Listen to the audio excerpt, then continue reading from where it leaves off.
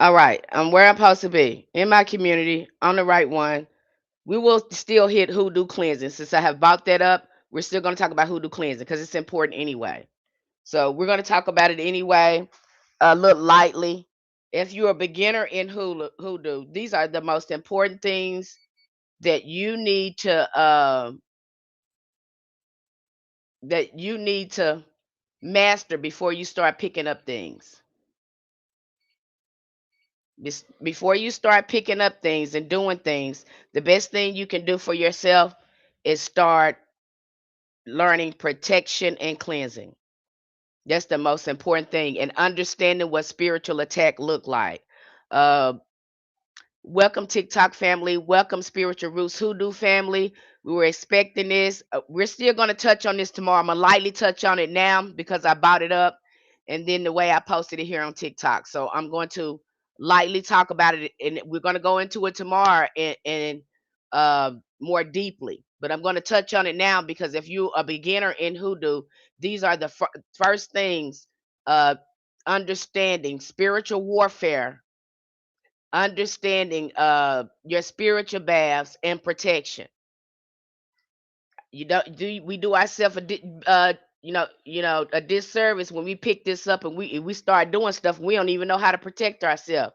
We don't even know how to cleanse ourselves, but we're picking up hoodoo doing stuff. We may have gunk on us, we may have blocks that we need to remove, and things like that. So if you start from the beginning and learn this, you'll have more success and won't have to keep going back and doing stuff. Instead of start to work and then have to go back to go back and go back and go back, instead of starting with a great foundation of learning protection and cleansing and things for yourself before you even in ancestral veneration, before you even start picking up hoodoo. You might find you may not even have to do any real work when you do this work. People have found when they did this work and just start with a really solid foundation, like I said, they don't have to do anything but get close to their ancestors. Okay. Some people, hi Gerald. Some people find that, just working with their ancestors, you know, um, it works fine for them. You might be one of those people, but you won't know if you don't have a solid foundation in hoodoo. And hoodoo is ancestral. So the first thing you want to do with your protection, again, start learning those psalms. There's a variety of psalms that you can use. We talked about this.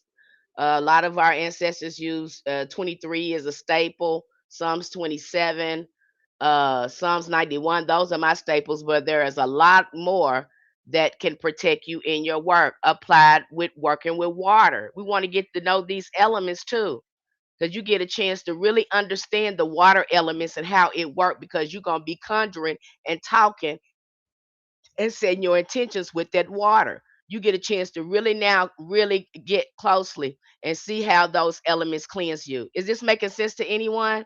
Hello, TikTok family. Hello, YouTube family. Is this making sense to you guys? And I have a cold too, so you might I might have to take little breaks and blow my little nose. I've been working on it. I'm sipping on some ginger and lemon, uh, and just pumping myself full of vitamin C. Hello, silly, Silas. Hello, Atamra Commit. Welcome, welcome, welcome, uh, YouTube and TikTok family, and welcome our Hoodoo community. I'm just going to touch on this and then we'll jump into Ancestral Magic. But if you don't know protection and you haven't did any healing on this journey, learning how to cleanse, learning effective bathing, and being consistent with it, then you're leaving yourself open to spiritual attack. And many of these spiritual attacks, you think it's going to be ghosts and things like that. No, you're going to have these spirits attacking your mind and emotions. I just had a practitioner over there. She's good at it. She notices when she see it. She notices it when she feel it. It's because she's done so much healing. You won't know, you've been under spiritual attack or mild spiritual possession until you start doing this work. Oh yeah, this is how these spirits work. When you're on a lower vibration, these spirits can jump from person to person. This is how these spirits operate. Now I'm gonna go into this a little bit deeper. and you'll see them, act like that in your family. That's why when you start healing and placing boundaries, things get worse before they get better, because you start placing boundaries with the spirit in these people that were feeding off your energy. That's how it manifests here in the physical realm. It ain't gonna always be no ghost and all that kind of stuff. No, it's these spirits in these people that act out through, using people, and abusers, manipulation, manipulators, and deceivers. That's how your energy is being manipulated in this 3D reality. But when you see them, go watch that movie. I talked about that movie, Fallen. We're gonna go into this deeper, and tomorrow, and really give you probably maybe some scriptures to say, and we'll go deeper with this tomorrow. But I'm gonna touch on it now because this is the most important thing, and people miss this before they start picking up hoodoo. And this is important too. I'm gonna go into this much more deeper. But when you see these spirits are going to be operating through people, and they see the more conscious you become, you could tell when you're on the right track, because you'll be under spirit. These people, this thing will be trying to get through you through these people, and they use some of the same type of wording. You think that's your family member. Do your family members know that they are under this? No, because they lack self-awareness. I talked about this. This is why when they go to acting, crazy and peculiar, ask them why they doing it. Don't get mad, because that's what that thing want to feed off of. It's been feeding off your reaction. And when you slow down enough and start healing, you can start responding and not reacting, and asking them why. Why are you doing that? What's up? Why that make you mad? Because I'm getting somewhere over here sitting down minding my business, and I ain't trying to do what you got going on. Why are you upset about that? You get a chance to really slow down and see them things in action. They also come in the form of gossip. Yeah, they come in the form of gossip. Like I had a practitioner over there. She was under, so she could feel it. And come to find out, some family members were saying something about her. People don't know the power of their words and emotions. You may not think, practicing spell don't always mean you got to go to an altar. Words are powerful. Emotions are powerful. That's why they have to trigger you and manipulate you and deceive you to get a reaction to feed off your energy some type of way, whether they have to do that mentally, emotionally, economically. Look at the abusers, and abusers, they usually protect each other. It is the kind of a dance between the narcissist and empath. You can look at it that way as well. But this is how these spirits manifest within this physical reality. And that is why bathing is so important. Not just cleaning the outside of your body, but your mind and your emotions. Yeah, you can clean the outside, but if the inside is not clean, then these spirits still can jump from person to person. That's why shadow work is so important. That's why healing is so important. They're still, your emotions are still, and they possess you under these emotions. There's the levels of possession that people are up under, and they don't know it, because again, the frequency is lower, and these things have the opportunity to feed. Y'all ain't ready for that though. You think it's gonna be looking like somebody like some ghosts and stuff all the time? No, not necessarily. Not necessarily. That you're seeing these spirits operate through people. I see them all the time, because I know what I'm looking at when I see people. I'm always psychologically analyzing people when I come in contact with them. I'm looking at behaviors. I'm looking at your demeanor. I'm looking at your responses. I'm listening to what you're saying. You may not think, and I know exactly what, I may not say nothing, but I know exactly what I'm looking at, and I know exactly what you're working with inside you. Okay, real spiritualists do, practitioners do. That's why they don't go back and forth a lot with the, you know, they're very careful about displaying their anger, because they don't want to feed these things. And a lot of things that you would need to do is walk away. You would start learning to walk away. If you've been feeding these things with your reaction, Your lesson is to start walking away and start cleansing yourself. And they might operate through your family, your friends, your children, and you will know it when you see it. Because what I've learned about this, it was another creator talking about this. They use the same form of word salad. And these people, and sometimes it can be a different individual that they don't even know your family member or whatever, but their spirit is operating through that person. It ain't gonna always look like that. Kind of remind you too of Matrix when these things they turn into Mr. Smith. That's kind of they letting you know that's how some of these spirit. That's how that programming work. That's how these spirits work. So they got you thinking they use this technology with this kind of stuff, but that's what's actually happening if you pay attention.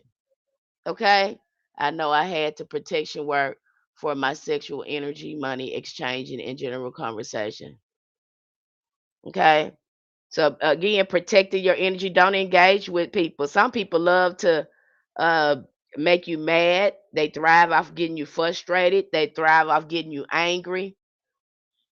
You got people like that. We're calling it trolling now or rage baiting. We got these little words for it, but yet and still, what is the main component? These people are drawing your energy. They are triggering you, and you are reacting to what they have going on. And they are gaining some type of energy from you doing that. Okay. And so it's important for you to know it when you see it. You might also be hit with a kind of confusion. If you're hit with confusion, all of a sudden, you're feeling kind of foggy, or you're feeling kind of fatigued. You'll know it if you've been doing the healing work. You're going to be asking yourself questions. What is this? Your intuition is going to be heightened. And you'll know when you come, because you'll feel a certain kind of way. If you've been healing and your frequency been raising, the only thing I can tell you, you can feel it too once you come in contact with some of these things, because you become more sensitive. Your body will have a reaction to it. Your body will already start picking up messages telling you, hey, hey, hey, hey, hey, hey, hey. Pay attention to your nervous system. For me, it's my nervous system. I don't know what it may be for you. For some people just feel dizzy and a little cloudy, or they are attacked with negative thoughts uh, from out of nowhere. Negative feelings that they don't know where these feelings coming from. They don't know where they is coming from. A good thing to do when you start doing your protection and healing and cleansing work, because once you start healing, you're gonna be wide open. Your crown gonna be wide open, and the spirits can see that elevation and that aura, that light in your aura like that. So the best thing you can do, that's why a lot of practitioners, and if you're in the ATR, they don't want you going in clubs. You're not supposed to be around a crowd of people. Some of the ATRs require you to wear white for at least a year and cover your head. But when that happens, you need to start covering your head. Keep your head covered, especially if you're doing any healing work, shadow work, because you're going to be refining your energy. Keep your head covered.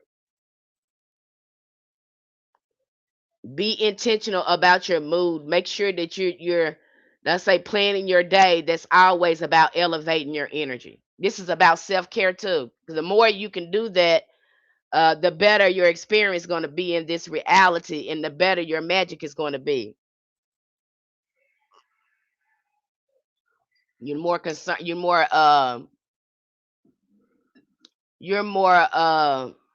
in tune, you're in alignment, and you're aware of your mind too. A lot of people, they skip this in hoodoo and they go to picking things up, and they don't know the power of their emotions. You're going to need your emotions in your work, and a lot of it too.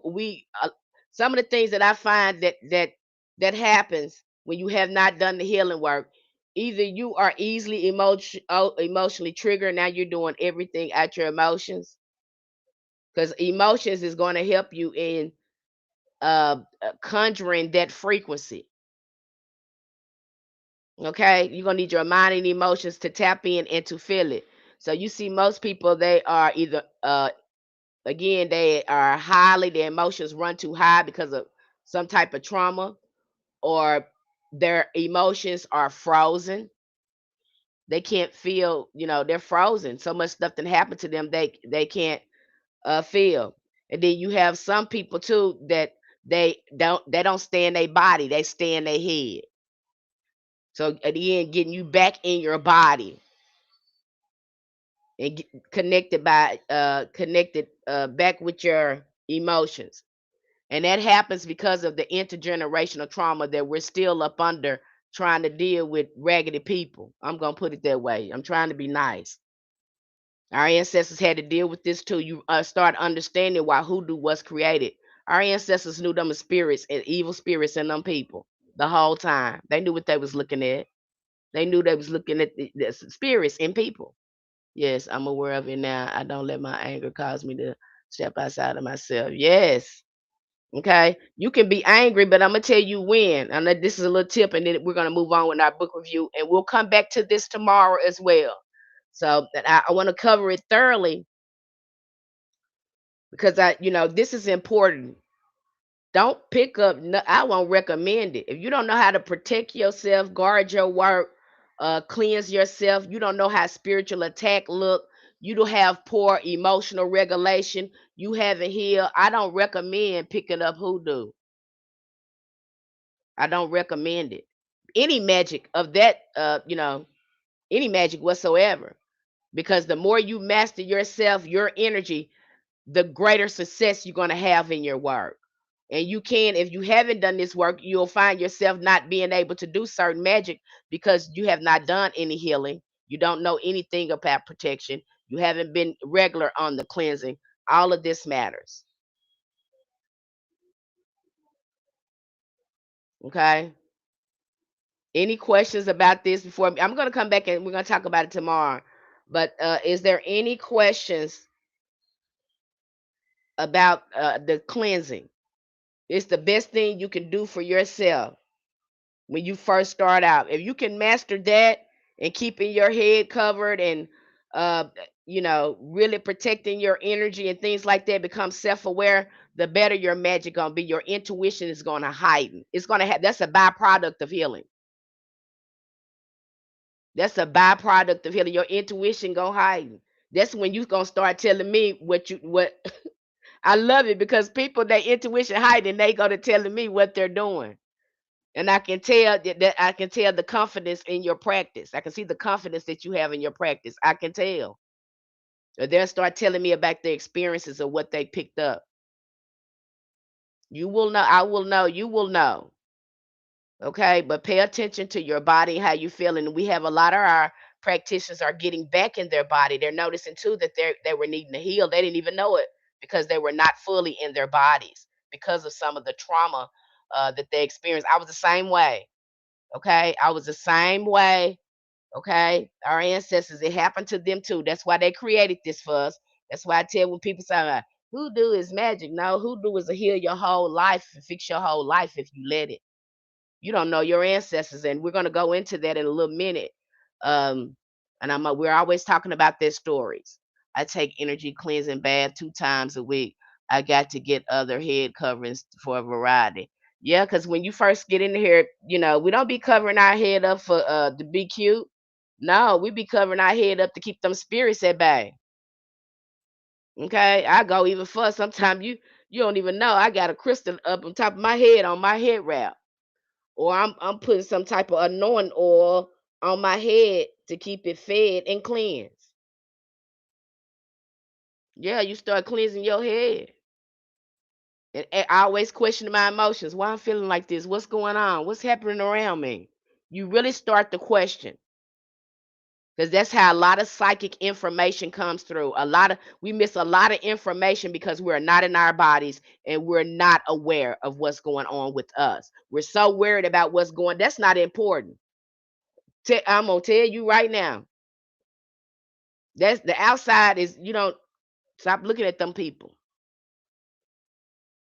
Your intuition, following your intuition is the most important thing you can do. The most validation you can give yourself is trust yourself, because when you're doing that, you're trusting your ancestors as well. You're trusting what they put in you. And again, in hoodoo, I have to say this because somebody was spreading some rhetoric about evil ancestors. In hoodoo, in ancestor veneration, we only call on elevated ancestors. Are there people that work with other ancestors that can be hot spirits? Absolutely, depending on what you got going on. But in hoodoo, we call on our most elevated saint-like ancestors. We know what we're doing over here. It is no different from an ATR.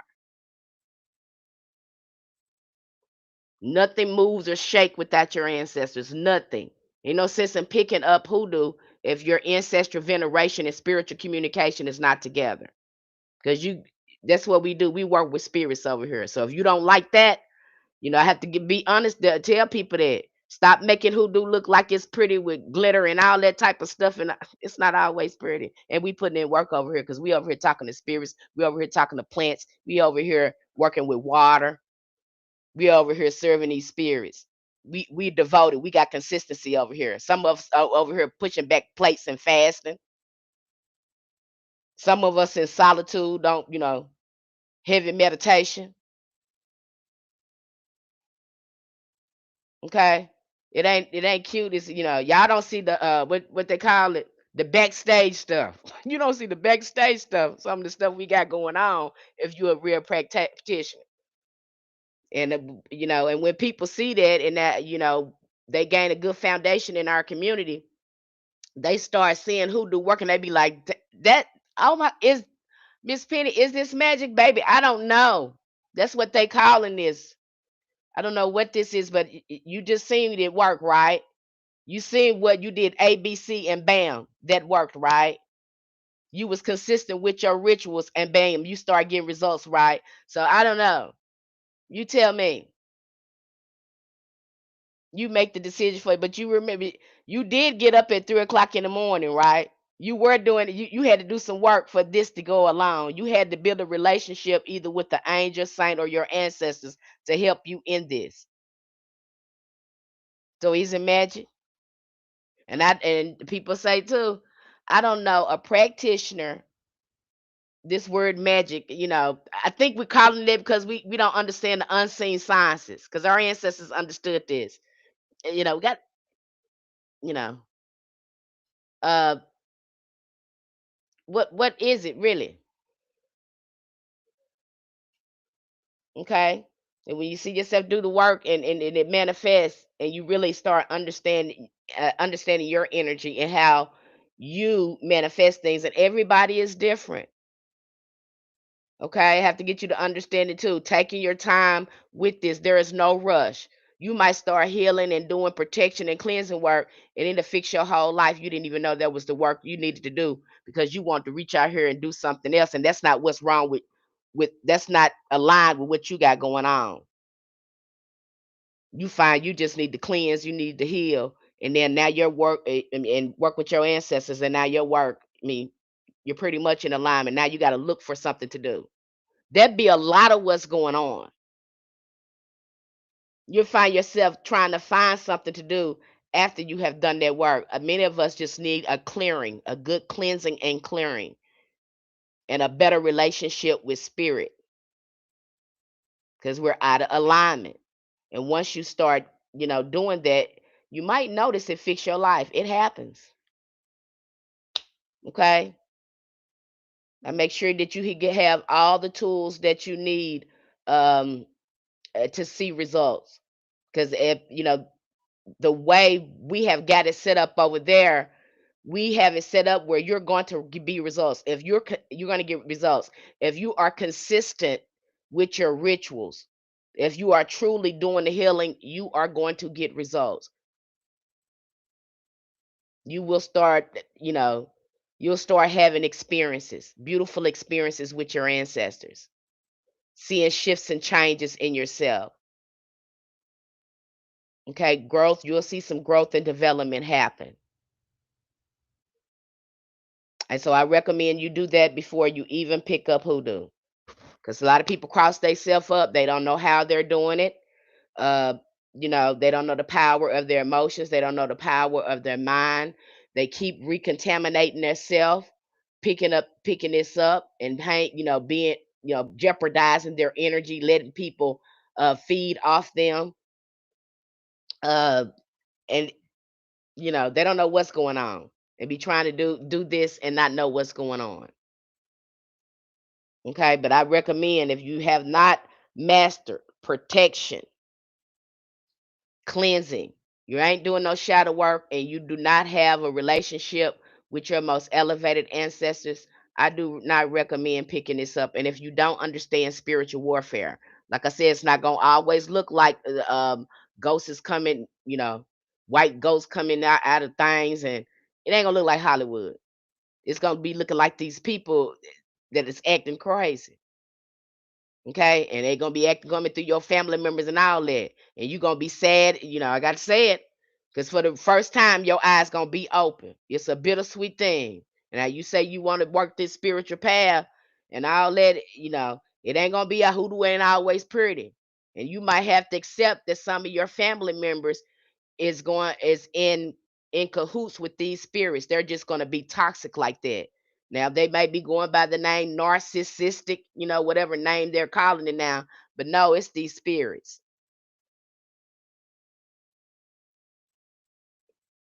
And until you experience, I know it's hard for y'all to believe, because go watch the movie Fallen, and then start paying attention to your spiritual attacks, the way you are getting into it with people. Go watch that movie Fallen,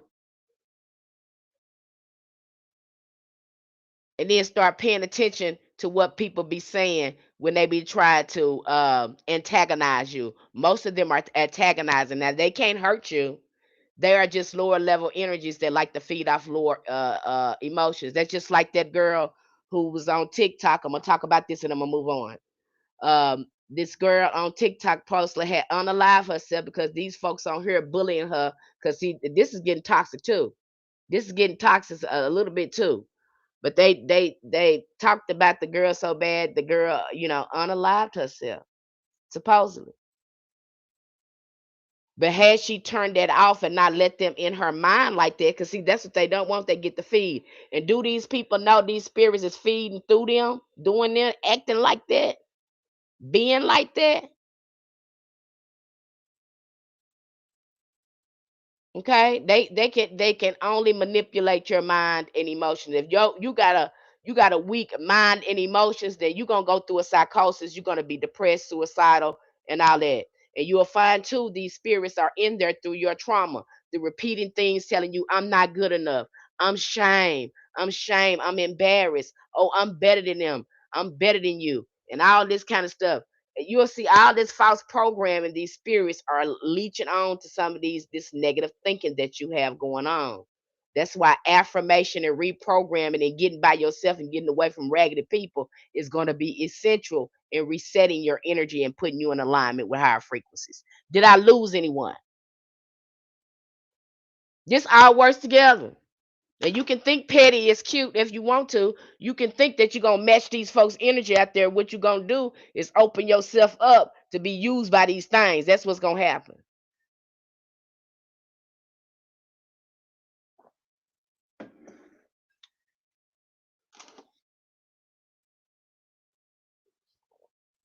That's what's gonna happen if you ain't getting yourself together. You just immature.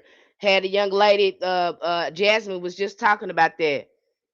This young lady then put a hex on her boyfriend. Now see, that's why we got practitioners. I would did divination on that first. I would did divination on that first. I really would.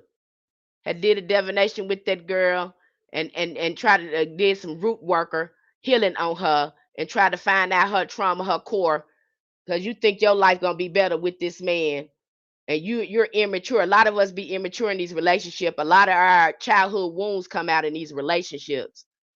Our childhood trauma just be out there showing. But the girl put the hex on the boy. The girl put the hex on the boy, and now the boy come back with her husband or whatever, come back with her, and now it's on him. Everything he just experiencing so much bad stuff. You understand me? And now she want Jasmine to take it off, and Jasmine's like, I can't. That's what you wanted. And now you want to get mad at her, this negative spirit in her, want to call Jasmine all types of names and stuff like that. But that girl need to get somewhere and sit down and heal. And now every time everything that Hex is touch is on him, it's gonna touch her. Yeah, that's what happens. It's gonna jump right on her. Had to tell another young lady that she wanted to, and I told her not to do it. I said do something else. She came to me and she was having some problems out of her baby daddy, and she put him in the salad jar. I was like, why would you do that? Because you got kids by him. So anything that touch his life gonna touch your life. You can even jeopardize your children doing stuff like that because you don't know how that work is going to turn out to hurt him. Especially when you got you sharing children with them, and you got to be careful about what you are doing. Do something else with them. There's some things called domination work. People skip that commanding work. You skip that. Get justice some kind of other way. Be specific about your justice. But now that man is all Hicks and is gonna mess up her life too. Okay, you don't know how these spirits gonna work or how that's gonna turn out for him. So you be in there. A lot of people you're doing this and don't have not thinking about the work. No healing is going on. No cleansing is going on. Then you get mad at the practitioners, and y'all got to be careful about that because some of these practitioners they don't care. You go to acting crazy with them, they would do something with you. They would fix you. And I've heard some of them up here. I said, "Damn, they ain't got a chance with you. You ain't gonna give them no chance to get out of line with you." Y'all be careful out there. Because some of them will not take the disrespect. They don't care what kind of spirit you got in you. They don't care how how sick you are or what's going on with you or if you need to heal. They don't care about that. You shouldn't have came up with everything crap. They're gonna fix you. But some of them like that. I don't that's not my rap because I know something wrong with you when you get to acting like that. I can see the thing in you. I tell you get somewhere and sit down and be quiet, get away from me. Okay. And protect myself and do my own cleansing work. And talk to my ancestors about it. But hey, some of them don't care. So y'all be careful out there if you know you got this stuff going on with you and you ain't doing the work and do the work, beloved. Learn to protect yourself. Do the cleansing work. Do the healing work. Perfect that first before you start picking up hoodoo. You're if you want to see success in it, you want to have a strong foundation in your practice. Learn that first, and we'll talk about this again tomorrow. I think it's very important to talk about this a lot. I feel like a lot of this gets skipped, and we go right into. Let me show you how to do this, and let me show you how to do that. Let me show you how to. You don't even know how it works. You don't even know if you're in alignment with the work to do the work. So why show them that? They don't even know they don't even know what energies to use some of them to get this work done. Because believe me, they're gonna be working with a spirit. I don't care what you say. Point me to a person. I'll wait. To a long time magician practitioner who do practitioner ain't working with no spirit. I'll wait. Because we work with elemental spirits, especially if you a root worker, that's elemental magic. That's earth magic. So yeah, we have elemental spirits in hoodoo. We got High John the Conqueror. We got some mermaid spirits up in there, plant spirits up in there. So yeah, our ancestors are highly tied to elementals. So yeah, you would need to learn that. That should be the first thing you perfect. Cleansing yourself, healing yourself. Because you are a healer. These people got, and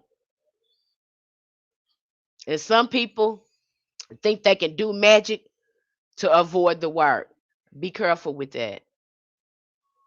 Be careful with that. Be careful with trying to because I've seen people try to do it all the time. Okay. I've seen it in my healing practice when I do a tarot reading and I tell people what's the core, what's going on. They think they need to do this. Now you need to get over here and heal and stop, and really look at yourself, baby, because some stuff going on with you. If you fix this, then you'll stop having this problem. Stop trying to fix that person and fix you. If you fix you, you wouldn't have that problem. You're having a problem because you won't fix you.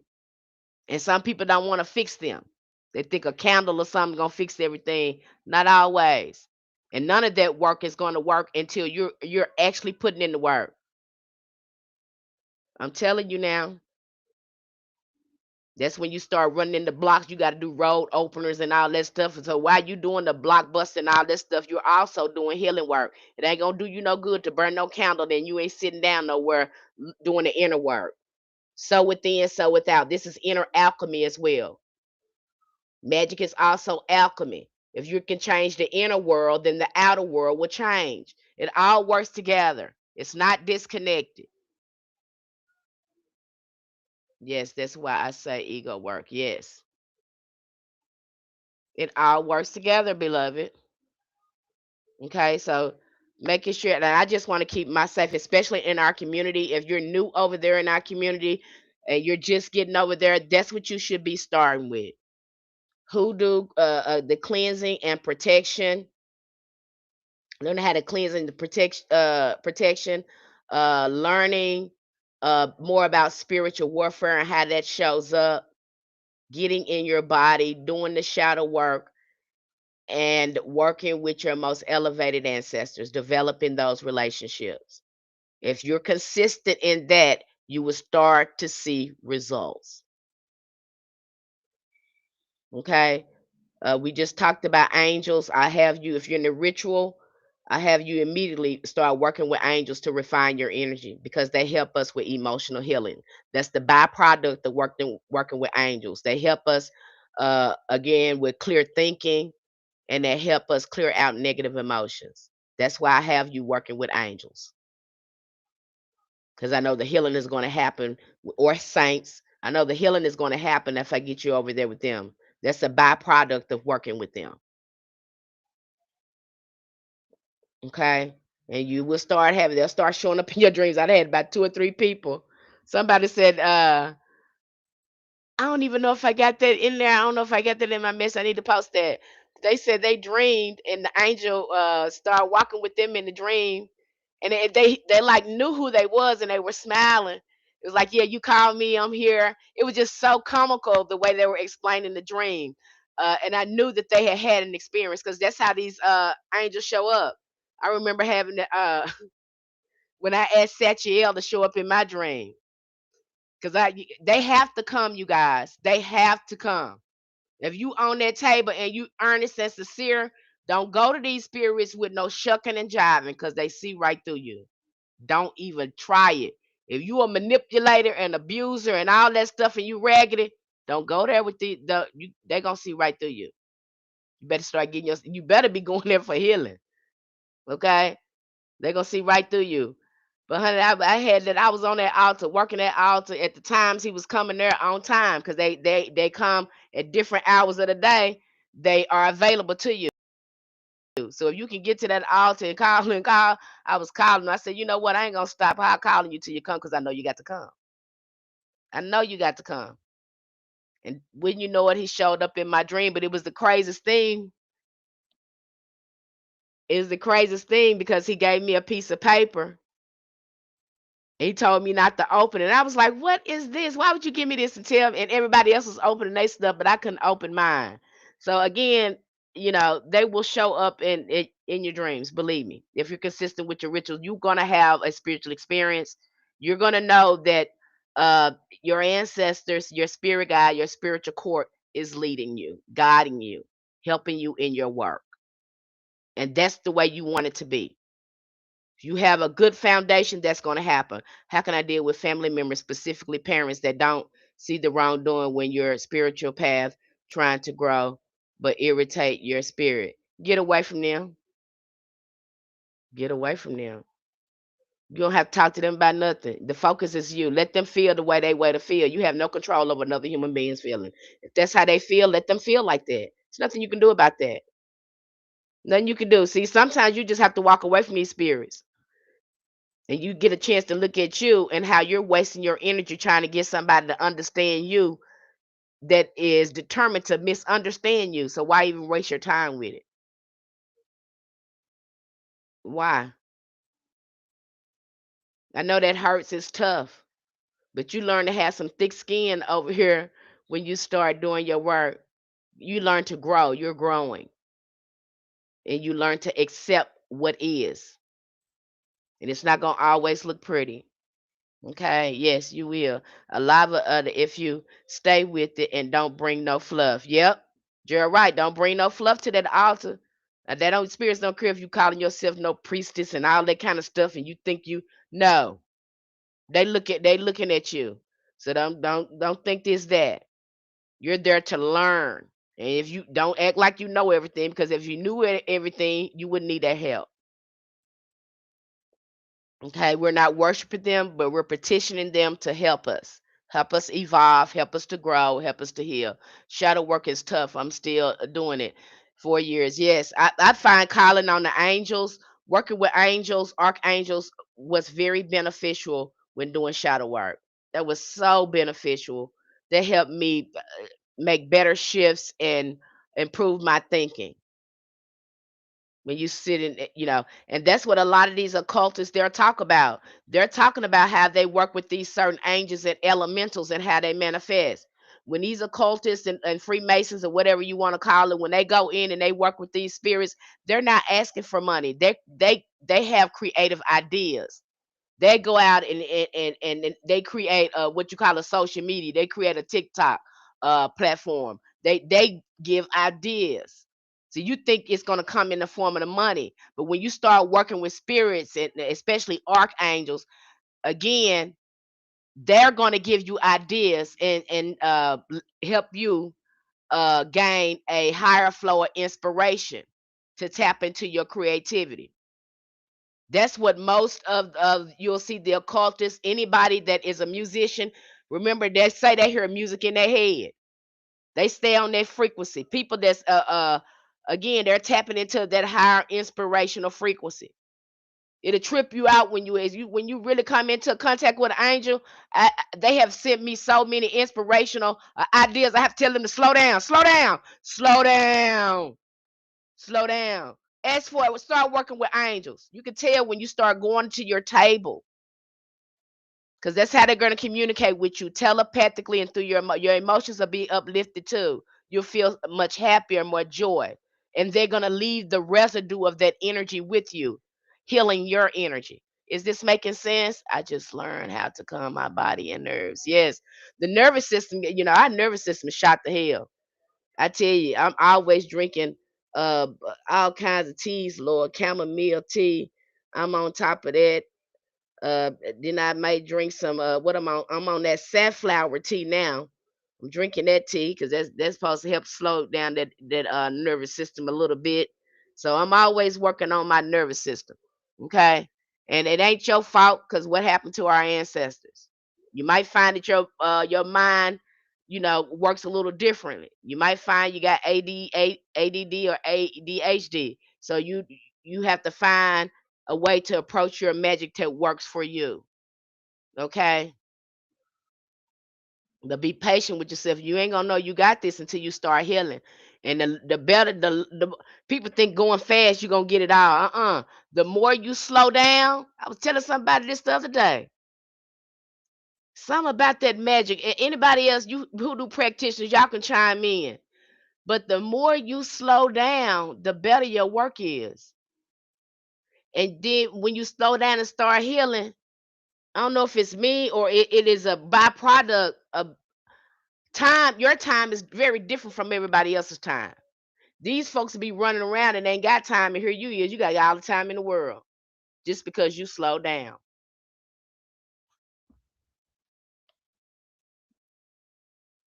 I said up here the other day.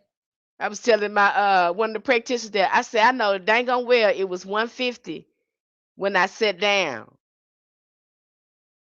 And it felt like, and it had just turned 2 o'clock, but that 2 o'clock felt like it was 30 minutes. That 10 minutes felt like 30 minutes. That's what I'm telling you.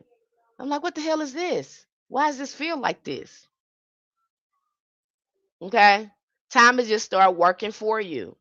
Okay. You'll start getting a lot of things done and resting a lot. The more you can rest and restore your energy, there's no such thing as lazy, especially from your ancestors. Ain't no way they was lazy and they built a whole damn country over there. They're the reason why some people rich and still ain't been paid for it. So how in the hell can you be lazy? These folks working you to death over there. Some of them. Okay. You're always working. You can't even sit down because you got to pay this, you got to pay that. So ain't nowhere in the world you lazy. You don't sit down enough. That's your problem. Doing nothing is doing something, and then you'll find yourself you can't sit down because a lot of y'all got to slow y'all down. Say sit down. I have to slow y'all down sometimes because I know you be moving fast. I'm like, no, no, no, no, no. That's the problem.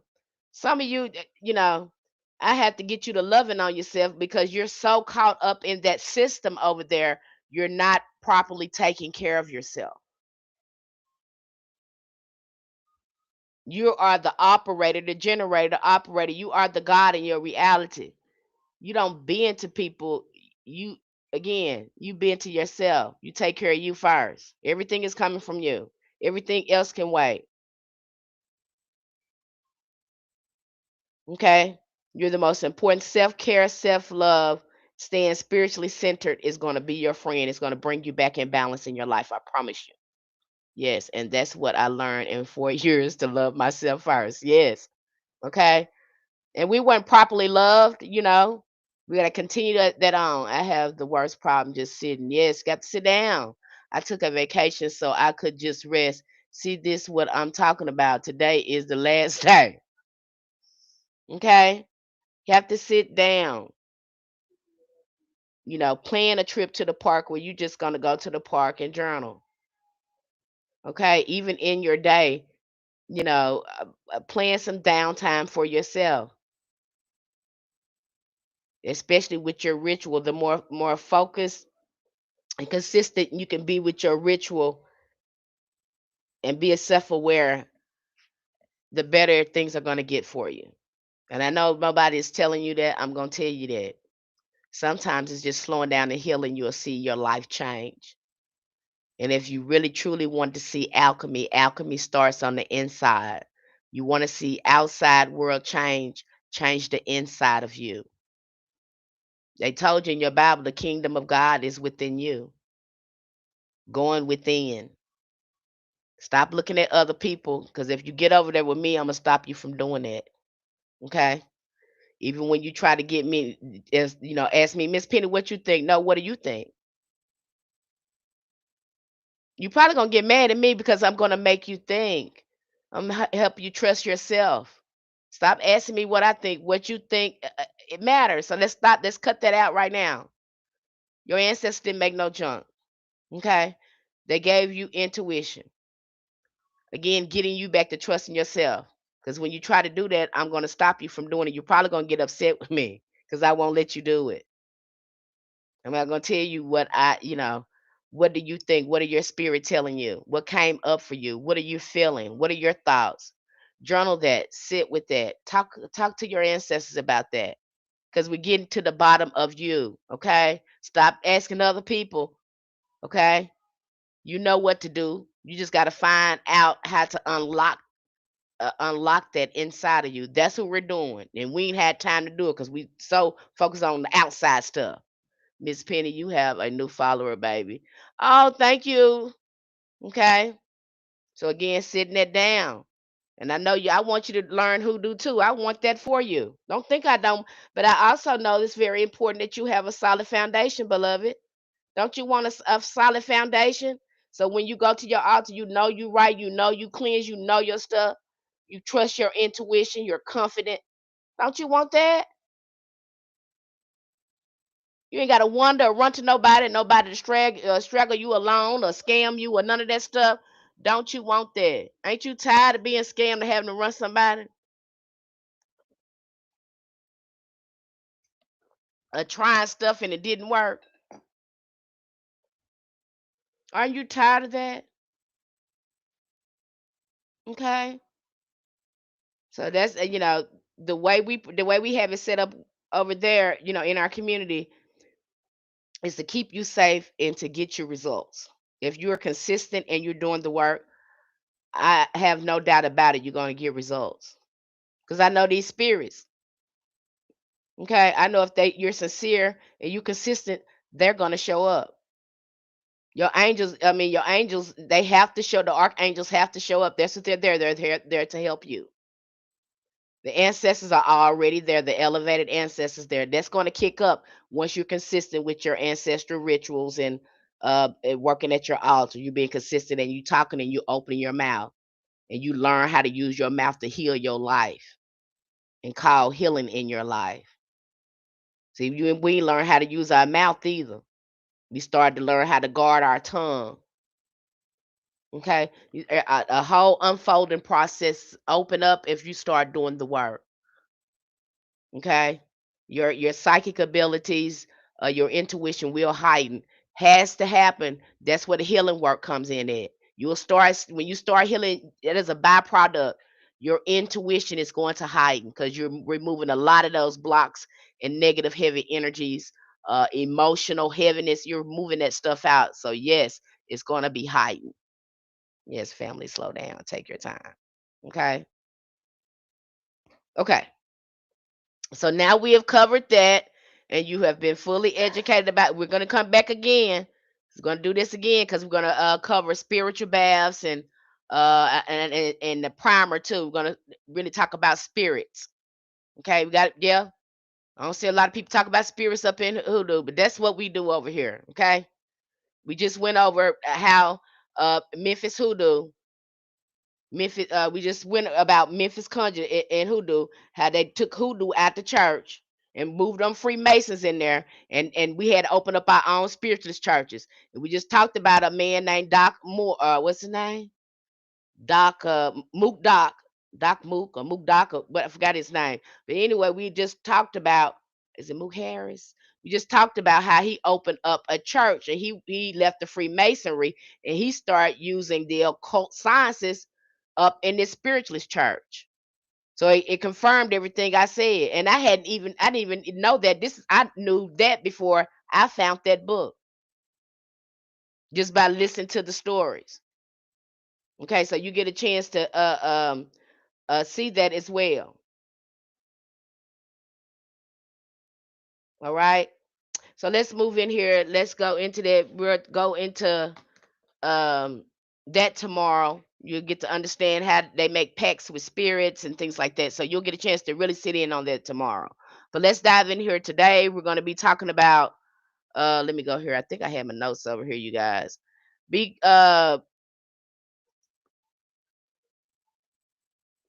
Did I lose my notes? Lord, is it over here? Oh,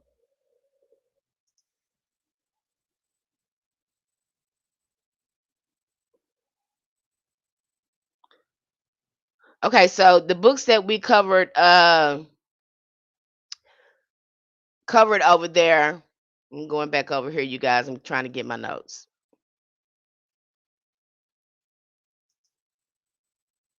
Here we go.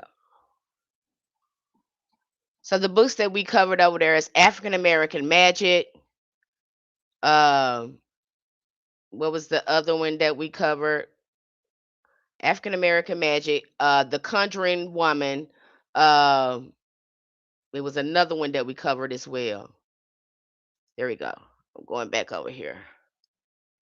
Please pardon me. I got my everything scrambled. Okay, here we go. So the books that we're going to be covering today is African American Magic, The Conjuring of America, and Altars.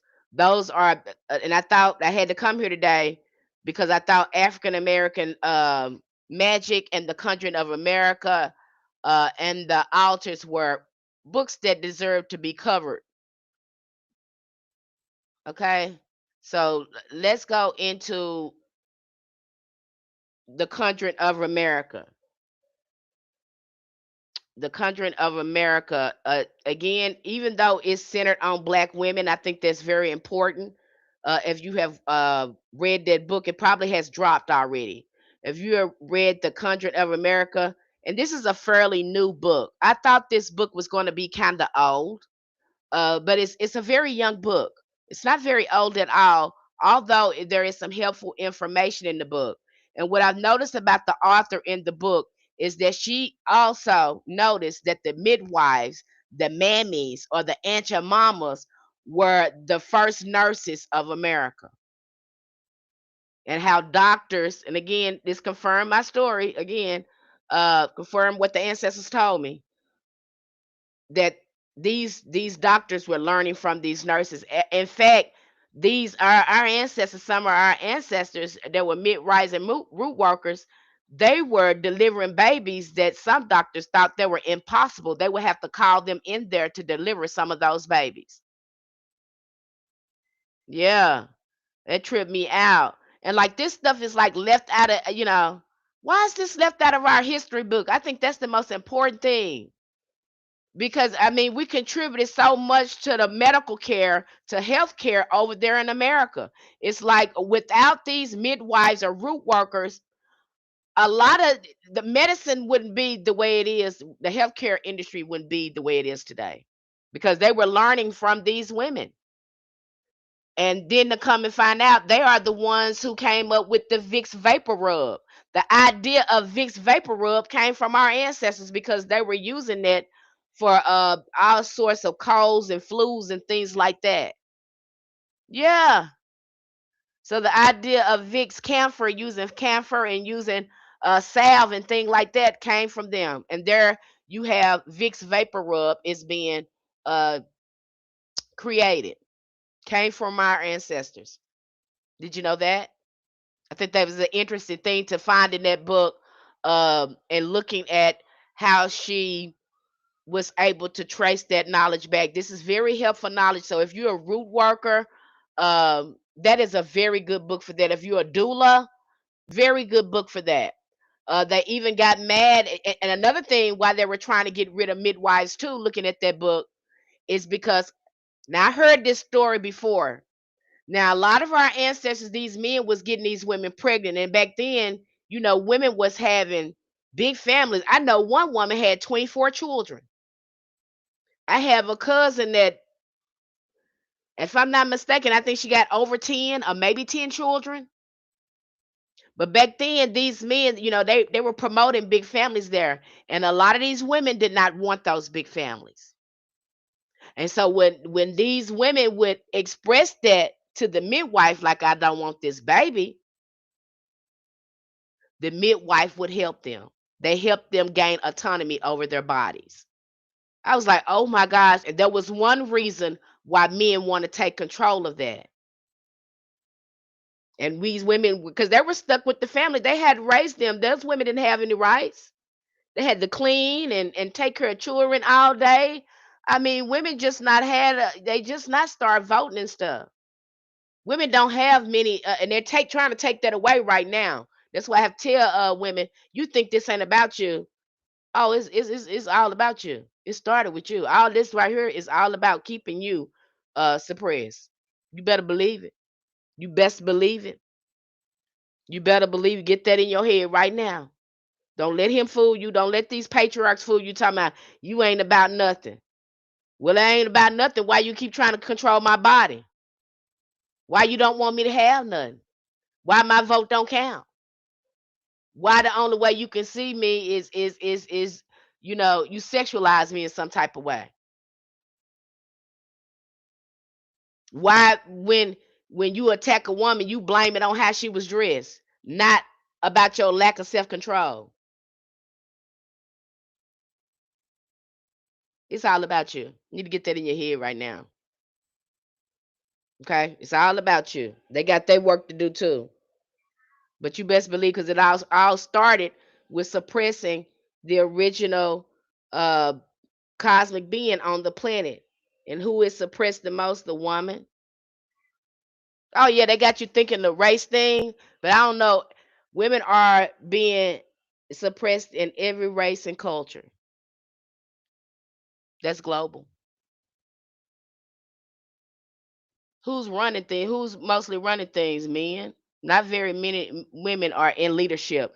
And you ask me, it need to be more women in leadership. That's the problem.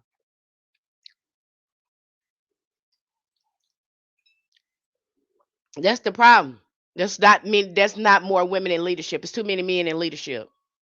They've already tried. Sit down, be quiet. Let the women do it. We run households. We know what we're doing.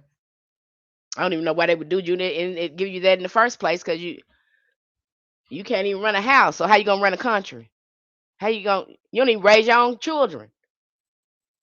You don't even value relationships with your children or your wife. So how we can trust you gonna make the best decision for countries, for families? It's all backwards. You know you ain't supposed to be sitting there running nothing. Okay?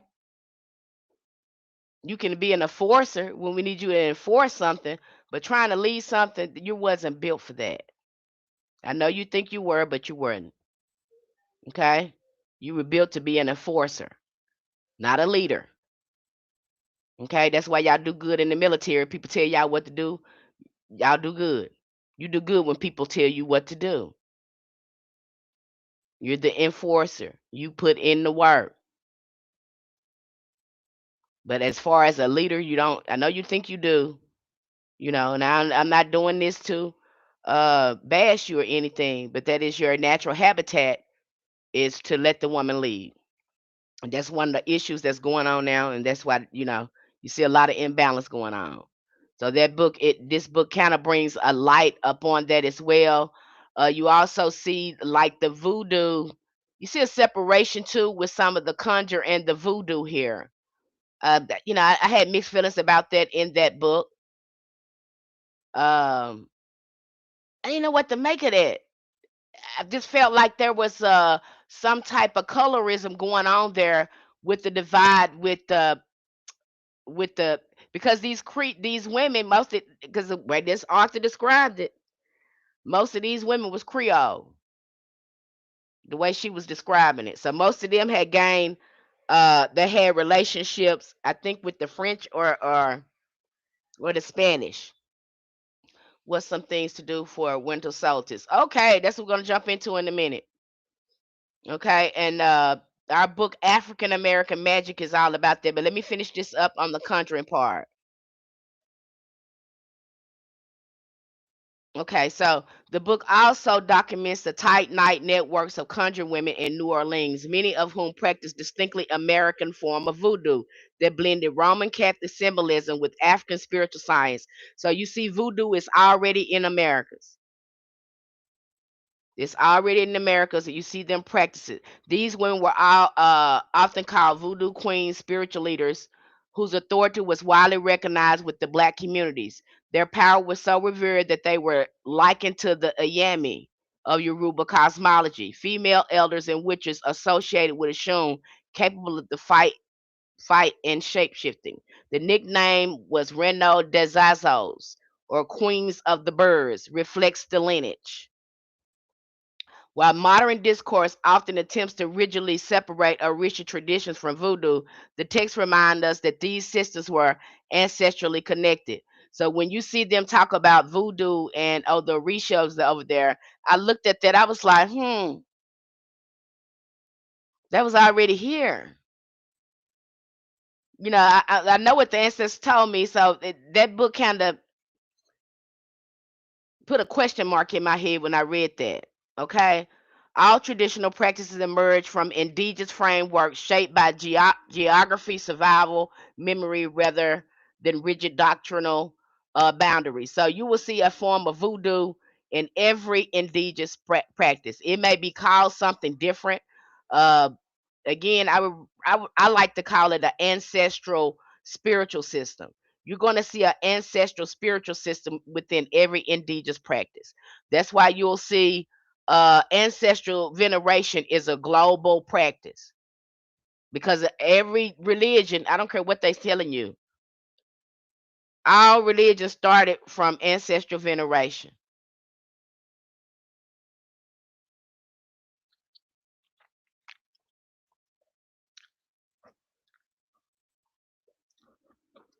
I hit a brick wall with my family tree.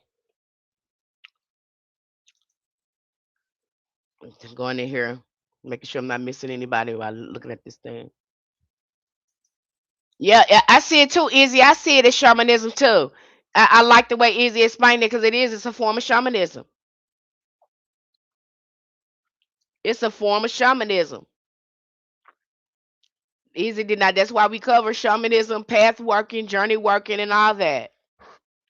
Okay, so ancestral veneration is a lot like shamanism.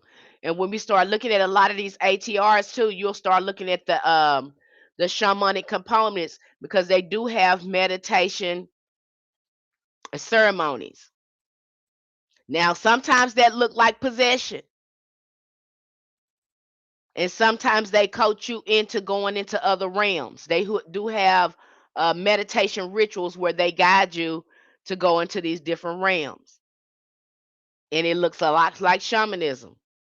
All of them have their own unique setup of path working, and some of them too. They might have you drink some sort of uh, take a herb or a tea to help you go into those realms. Sometimes that's provided as well, but that's a part of their mystery system, and a lot of them don't divulge that sort of information. But when we start looking at these books, we start to see them. They're doing that. Okay, they are doing that. Mrs. Penny, I pulled to work with herbs. That's my path. I like to speak with you personally. I'll pay for you one on one. Okay, just DM me, Mrs. Penny. I pull to work with herbs and plants and what to take, what that make root worker. A root worker. If you love working with plants and things like that, more than likely you're a root worker and healer. Most root workers are healers. They love working with plants and herbs and things like that. I've got a lot of practitioners over there in my community now. They start telling me what they're doing. They don't know what they're. Some of them don't even know what they're doing. I've been on the call with people, and they would say, "Hey, I'm working with these herbs, and I'm doing this and that, and this and this and that." They haven't called themselves that. But when they start describing it to me what they're doing, I said, "So you're a root worker?" And they just look upside my head. What? What? I said it. I said it.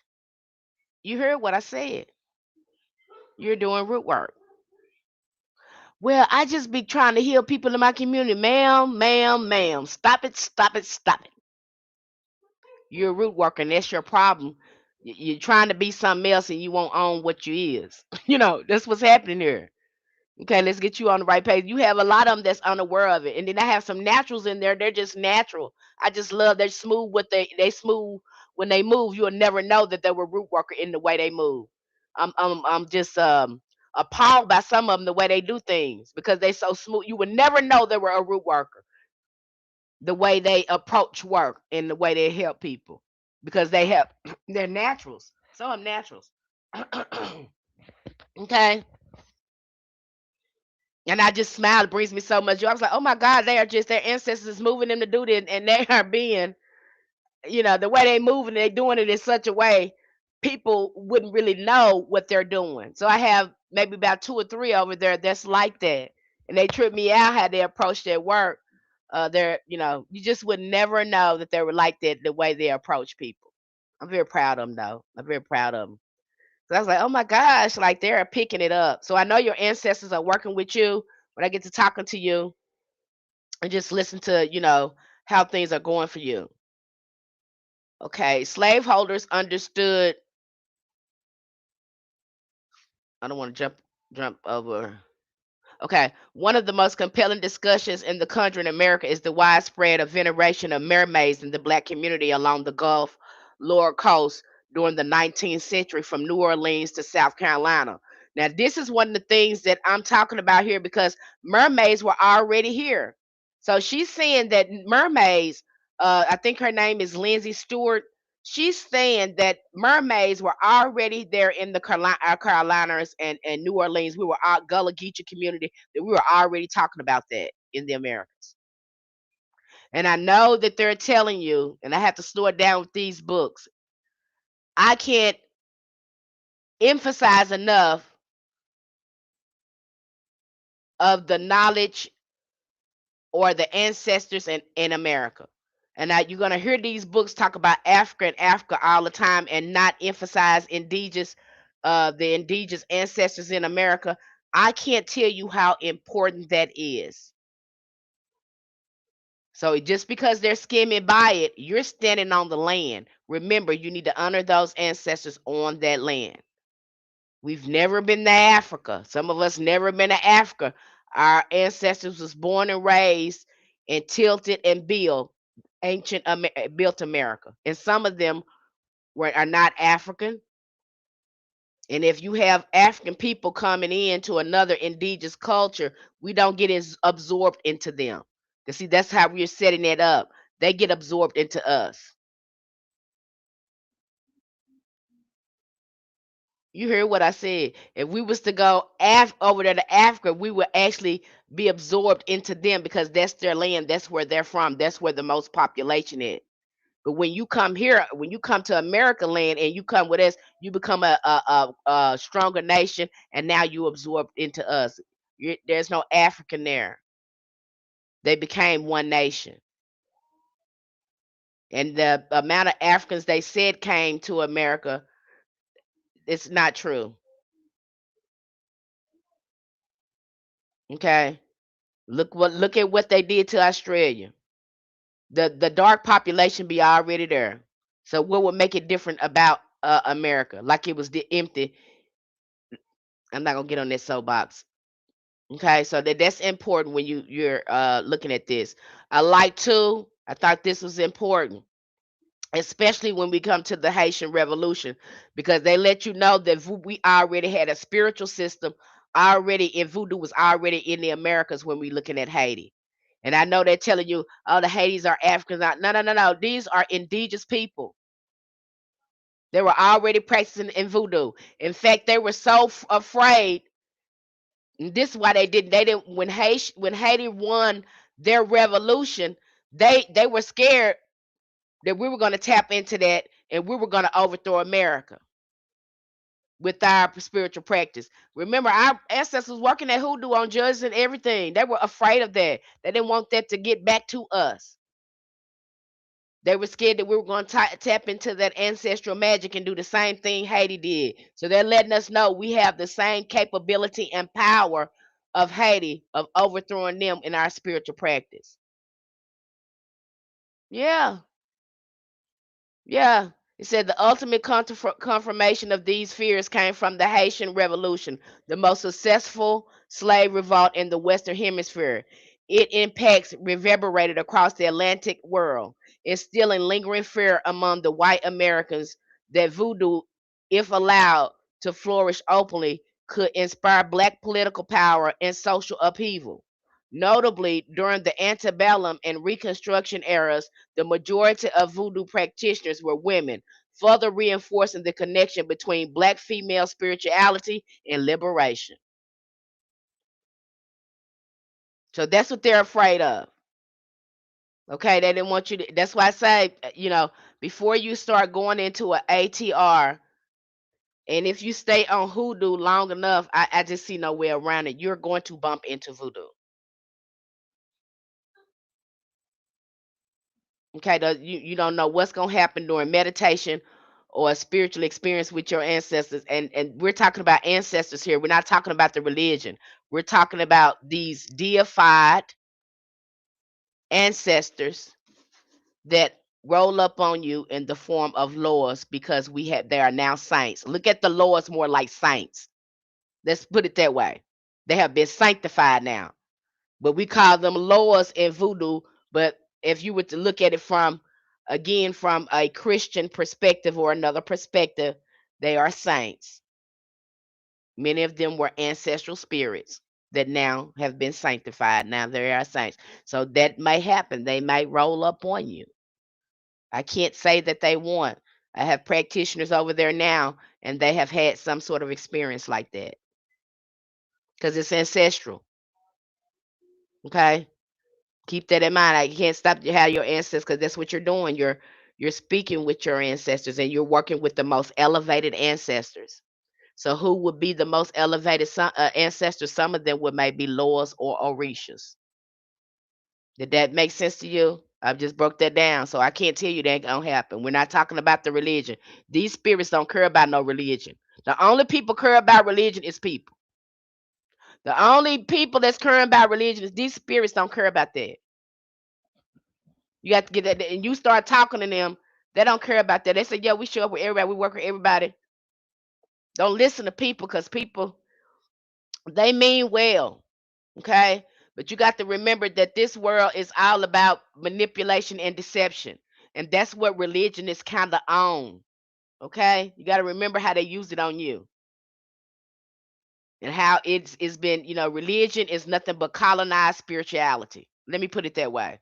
Damn, I ain't never heard nobody say it like that. That just came out my mouth, y'all. Religion is nothing but colonized spirituality. I ain't never heard nobody say it like that. Wow, wow. So look at it that way as well. So these spirits do not care about religion. That's why you have angels. They'll work with any spiritual system whatsoever. They'll work with many spiritual systems. They don't care. Okay? These spirits don't care either. If you're sincere and you're devoted and you ain't coming with no fluff, these spirits will work with you successfully. Okay? And that's why when you get over there, I have to expose you to all of this stuff, especially when you get in conjure, showing you how to set up your table if this begins to happen. And you have one of these spirits rolling up on you, want to work with you, and your ancestors are guiding you to work with them, and you might have to set up a table, and I show you how to do that successfully and safely. Okay, but you got to get out this religion and getting over there in the religion. You know, a lot of us we're saving to go into ATRs, or we want to go into ATRs. I want to tell you to stop, pump the brakes before you do that. Pump the brakes before you do that. Get a really a strong foundation with your ancestors before you jump over there. Okay, that's all I'm gonna say on that. It says the book does not shy away from addressing the reproductive autonomy. Enslaved women use herbs strategically to control their bodies in a system that commodified fertility. Cotton root, particularly, they were using cotton root to eliminate pregnancies. Yeah, like I was like, oh my gosh, I didn't know that.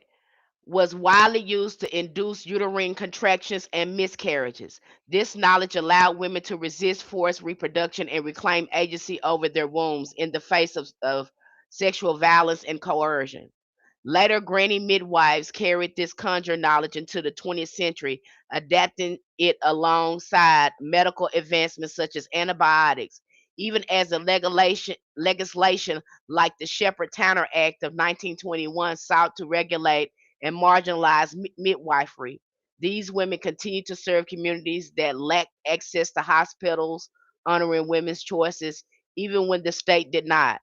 The Conjuring of America ultimately stand as a vital documentation of Black women's spiritual, herbal, and bodily knowledge and how it sustained families and communities across generations. Okay, so that's a really if you're a root worker, you want to know more uh, about how that looked with our great mothers and how it impacted the healthcare industry in America. If it wasn't from for these women, the healthcare will be totally different, especially when we look into Vicks Vapor Rub. So go look that book up. You have it in the community. Check that book out. That is a good book. Okay. So now somebody asked about what is about winter magic. Somebody, what is the winter magic? African American magic. We're gonna get into that book now. And of course, yeah, were you guys able to see her interview in our community? Because I posted her interview there. What's her name? Rosie Bird. She's written 2 or 3 books. There's Sticks and Stones books. She writes some pretty good books. Okay. Woman of color. That's why I said we're sitting down because we have people that's documenting our ancestral knowledge, and there are people that look just like us. And so, what I've found that I've seen a lot of the things that my grandmother used to do that they had been documented by a lot of these people.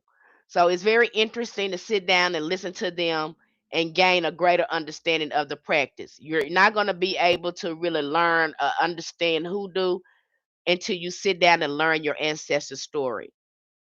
Okay. And they love that because these spirits, they don't care about time. I mean, they don't, I'm sorry, these spirits don't care about money. You think these spirits care about money? These spirits like time because they know you can't, you always get money. You can always get money back, but you can't get back your time. And they honor that when you're being consistent and you're putting them in your time, you're taking the time out. Oh, baby, they know you serious because they know you can't get time back. You get they're not interested in money. They're interested in you taking your time and being sincere and talking about what's going on in your life. Sometimes you won't have to do any magic when you start if you're consistent with your ancestors and going there every week, putting things on the altar, keeping it refreshed, and just sitting down and talking to them and things like that, being consistent with that.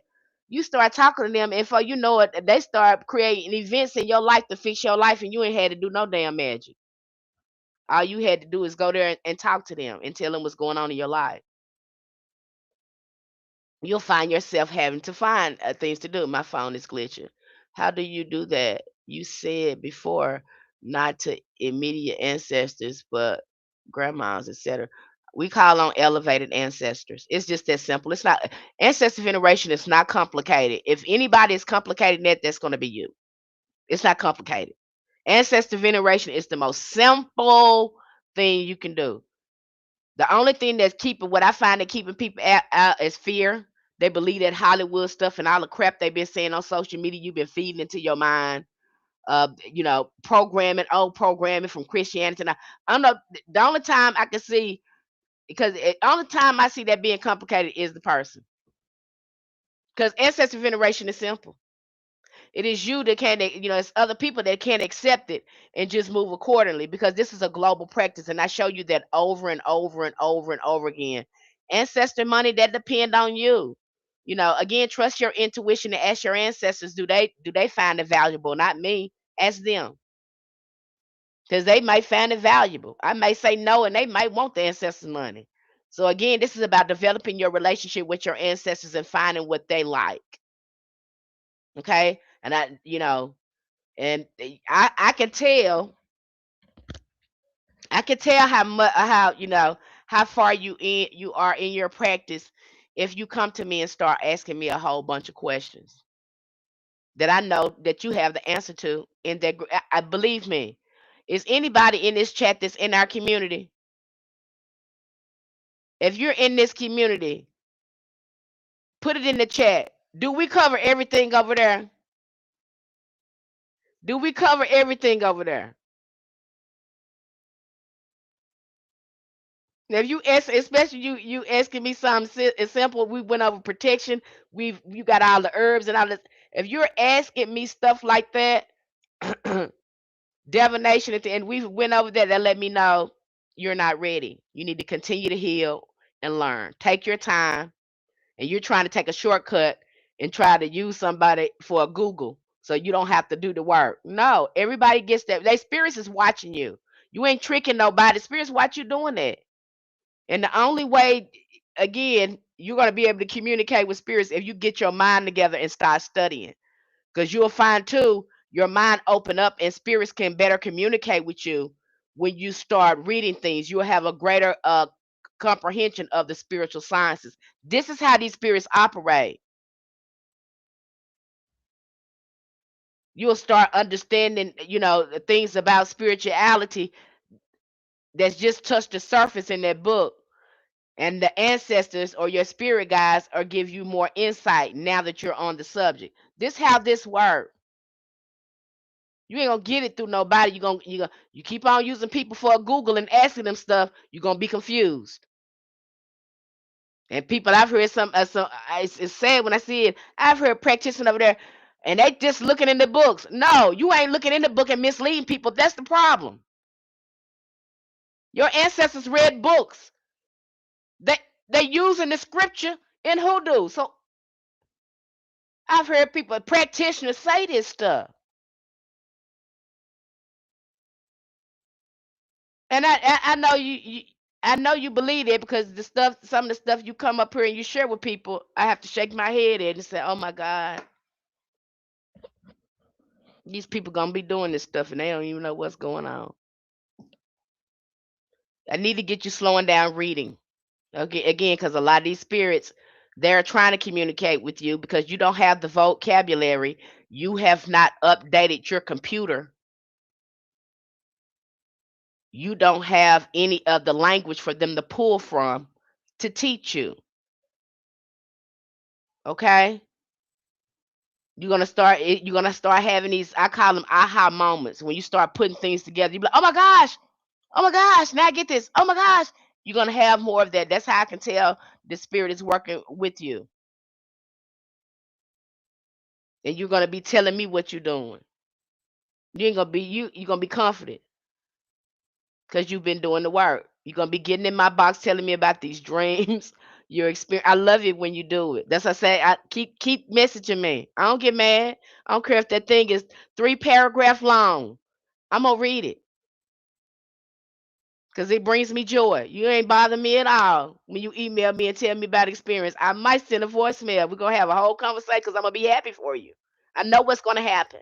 So you do not bother me uh, at all when you start having experience. I love it because I know it's gonna happen. Okay. Now let's jump in here to African American magic.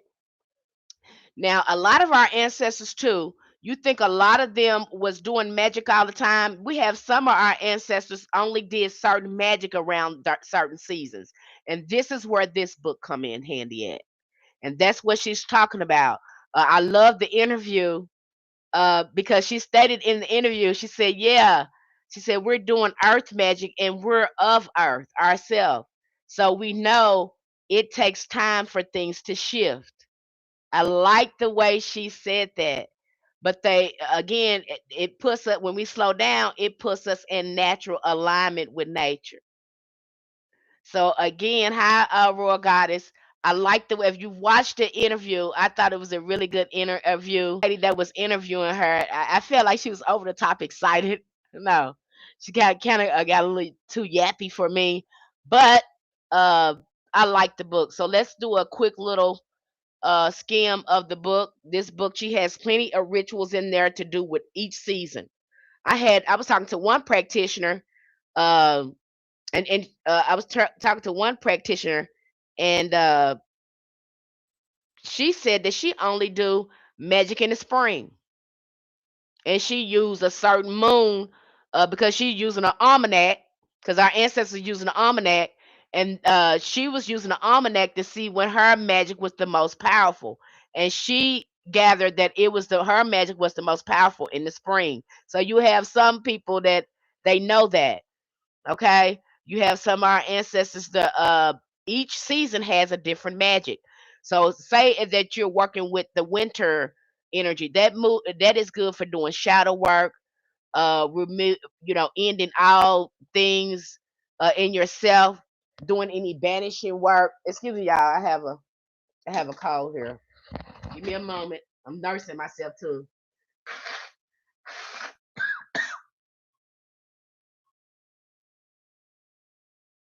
Forgive me, you guys. Bear with me. I am nursing myself. I got hot tea, vitamin C, ginger. I got it popping over here. Okay, I'm using them roots, herbs, and everything I got over here. Okay, so you got some of them that would do just different. Again, then you have, I had a seen a practitioner here. He's a root worker, and how he, and people asked him how to do his work. He grow his own food. That's how his magic work. That's how his magic work. He grow his own food. He grow his, he have his own garden.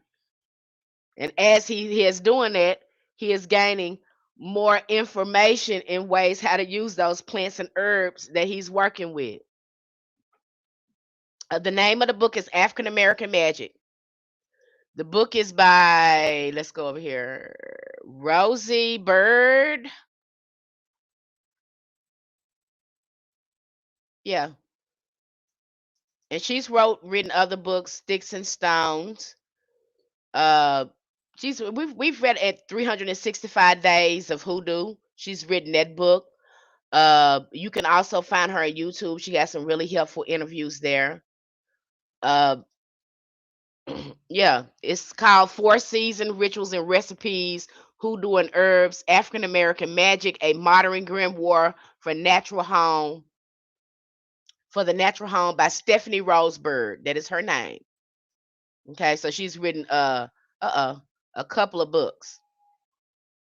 And we have a couple of her books in our community that we have covered. I think the ones I like is Sticks and Stones, but this is a good ones too because she wrote this one specifically that people, and I think this is a good way to integrate hoodoo into your everyday life. I find people find it hard when they first start practicing hoodoo how to integrate it because it's a way of life.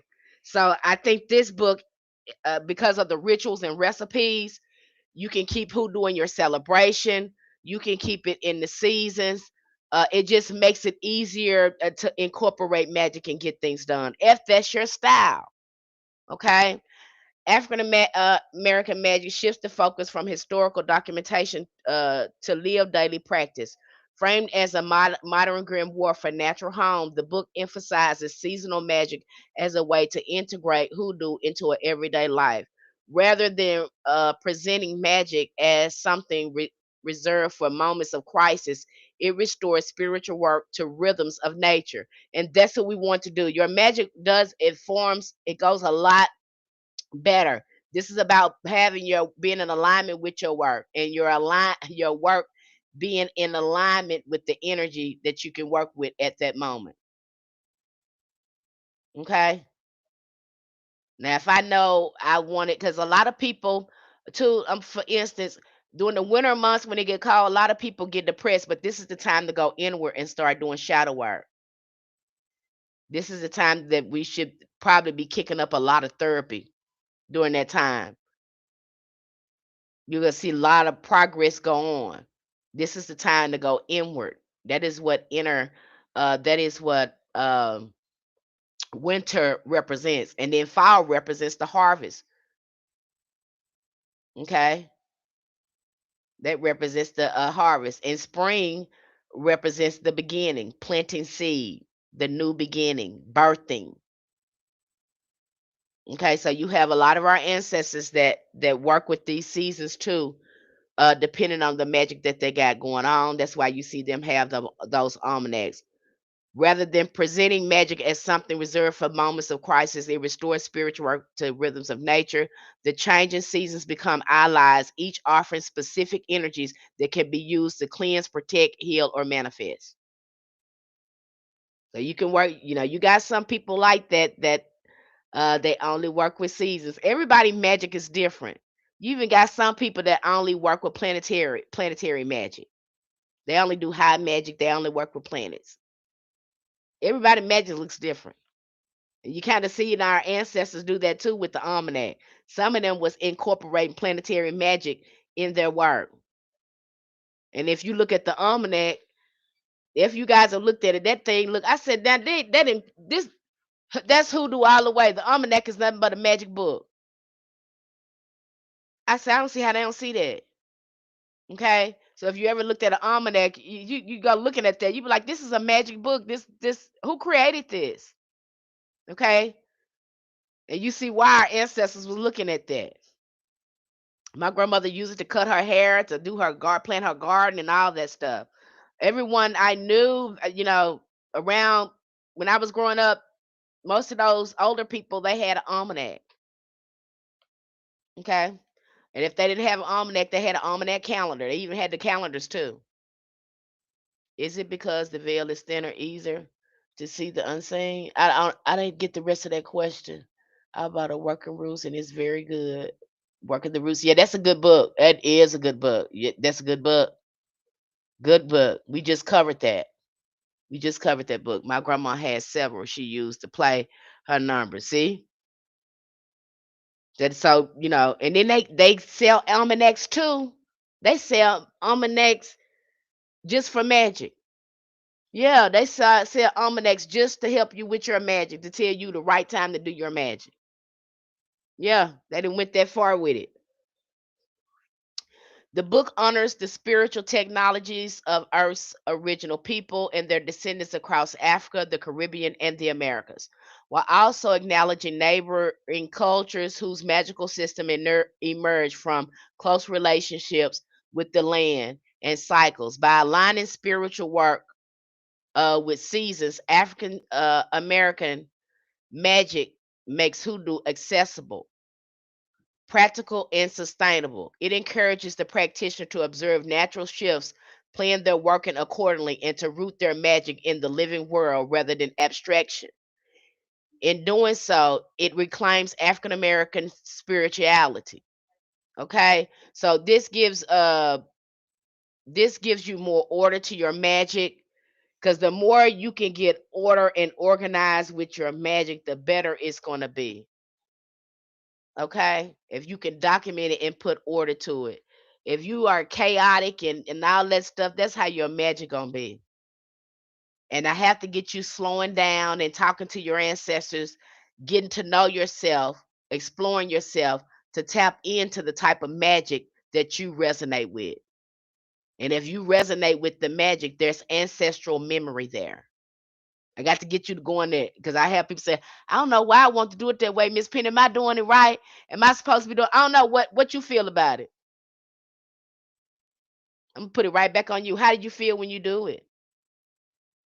How you feel about it? What you feel like your ancestors feel about? Because I got to put it back on you. This is about you. This ain't about me. This ain't about me. This is about you. I want you to be. How do you feel about it? Because that matters. What I say, I could think one thing, but I you might be picking up something else. Your ancestors might be picking you up something else. I want you to trust that, Mrs. Penny. I'm going to need you. If I'm there in our community. I'm always here. That's why we're doing this coverage. I'm always here. Okay, I'm out. You can ask my community. I'm always involved. You get. I'm always involved. This is my passion. So I am there. That's why I do these extra. Even though our community get lectures on the books, they get a lot of resources. I come here and I do give greater insight and give you the opportunity to ask questions and things like that, or to add anything. Okay. And I know in our community, and I had a practitioner, because she was like, "Oh my God, Miss Penny, all these resources. I just got on the other book, Miss Penny. You just posted another book. We're gonna slow down, okay? So right after Christmas, we're gonna be slowing down. I'm gonna give you guys a break. I know it's a lot of information. Okay, so and I don't expect you to know it overnight. I don't expect you to be really confident in your hoodoo practice until a year, because it takes a minute to integrate this in your life. This is a way of life, and you're doing healing. You're refining yourself. Uh, so be patient with yourself. Be patient, and none of us know everything. This is a practice. We're all practicing. Your magic today may not look like the same magic. It look like the same next year or the year after that. It's just gonna get better and better, better. I don't know what your ancestors gonna show you. Okay, and please don't go out buying a whole bunch of herbs. Use what you got in your kitchen, because your ancestors can have you working with. You'll be surprised what they have you doing stuff with if you follow them and got a relationship with them. I really appreciate these lives. You're welcome, Mango Thunder. Okay, so that book. So if you're interested in seasonal hoodoo, aligning yourself with the seasons and aligning your magic with the season, that book is a great book. Now I'm gonna go back. I'm gonna switch gears again, because something came up in my mind about the Conjuring of America that I thought that was important before I move on to altars. We're talking about the cut now. They talked about in that book. They talked about Aunt Caroline die. And I would say this to the practitioners out there, because when you start opening yourself up and you start this, your magic get the flowing. I don't know, how your seer gifts or psychic abilities are going to be, or how intense they are. But let's talk about Aunt Caroline Dye story. Now, Aunt Caroline Dye, she was very influential in her work around the Memphis and Arkansas area. Everybody was coming to see her, politicians, governors, lawyers. I mean, some of everybody. They even had a special, the Anchor Line special on the train to go directly to her house. I mean, they set that all up for you. So she was very influential. Now, this man in here, I love this story. This man was accused of unaliving some white lady or attacking some white lady. And everybody knew that Aunt Caroline Dye had the gift of seership. She could see. So the authorities went, because everybody went to her. Everybody went to her when they had a problem or they needed to know something or see something. So they goes to Miss Aunt Caroline Dye and they tell her, hey, we want to know, did this man do this? And she said, no, he didn't do it. You know, what she saw, he didn't do it. And they said, well, and they asked her who did do it. And she said, well, if you come back in a few more days, maybe I'll be able to tell you. Now you're talking about a whole bunch of people that don't look like her that want her to tell. Now she know the black men didn't do it, but now they want her to tell who did it. And then you want her to make this announcement in front of the whole town, putting this woman's life in jeopardy. Because if you know she gonna tell it and she know who it is, and probably they don't look like her, they're gonna try to unalive her. So she didn't say anything at all. So you'll see some authorities that, be careful out there. Okay, because you'll have some people that try to use your stuff for the rubber. She had to protect herself, and sometimes they put you in compromising positions. Some of these people, they almost put her in and she didn't say she was wise because she knew if she said something, what these people gonna unalive me if I tell the truth. And you probably know who it is, but you want me to confirm. Okay, but she didn't get herself tricked up in that. She didn't say a word. Okay, so you'll have some people like that they know your gift and stuff. Be careful how you use your gift. Protect yourself. It was a movie I was watching. What was the name of that movie? Kate Blanchett played in the movie. She was a card reader in the movie. She was a card reader in the movie, and the person that was hiring her to solve the murder is the one who committed the murder, and then try to unalive her when her ancestors finally showed her who it was. The gift. That's the name of it. The gift. That's why I said be careful with these people. Okay. And he knew darn well when her ancestors had showed it, because he could see it on her face. Then he said he knew that she knew that she was trying to get the hell away from there. Okay. So be careful with your gifts. And trust your gifts, because I'm telling you to look at that man. That's what I'm telling you. Trust your intuition. These people are convincers because they good talkers and stuff. Now he was talking a good talk, but yet her spirits told her that man did that. Trust your spirits, and he was influential in everything. Okay, don't trust these. That's why I said trust your ancestors, these spirits, because people they have on full costumes. They putting on. They be looking like they try. The only example I have, and God, I'm not picking on him. I'm not picking on him. I'm not. The only example that I have of for him for that is look at Brother Amar Johnson. Brother Amar Johnson, he is very talented. He got the fire mouth. He should have been a car salesman. He probably sell a million cars. I'm telling you, because the brother is fine with that mouth. These people are great manipulators and deceivers. People love them. Okay, we have not seen that school yet. We have not seen that school yet, and he's still asking for stuff. Have the audacity to keep on with the manipulation. This is how these spirits use these people.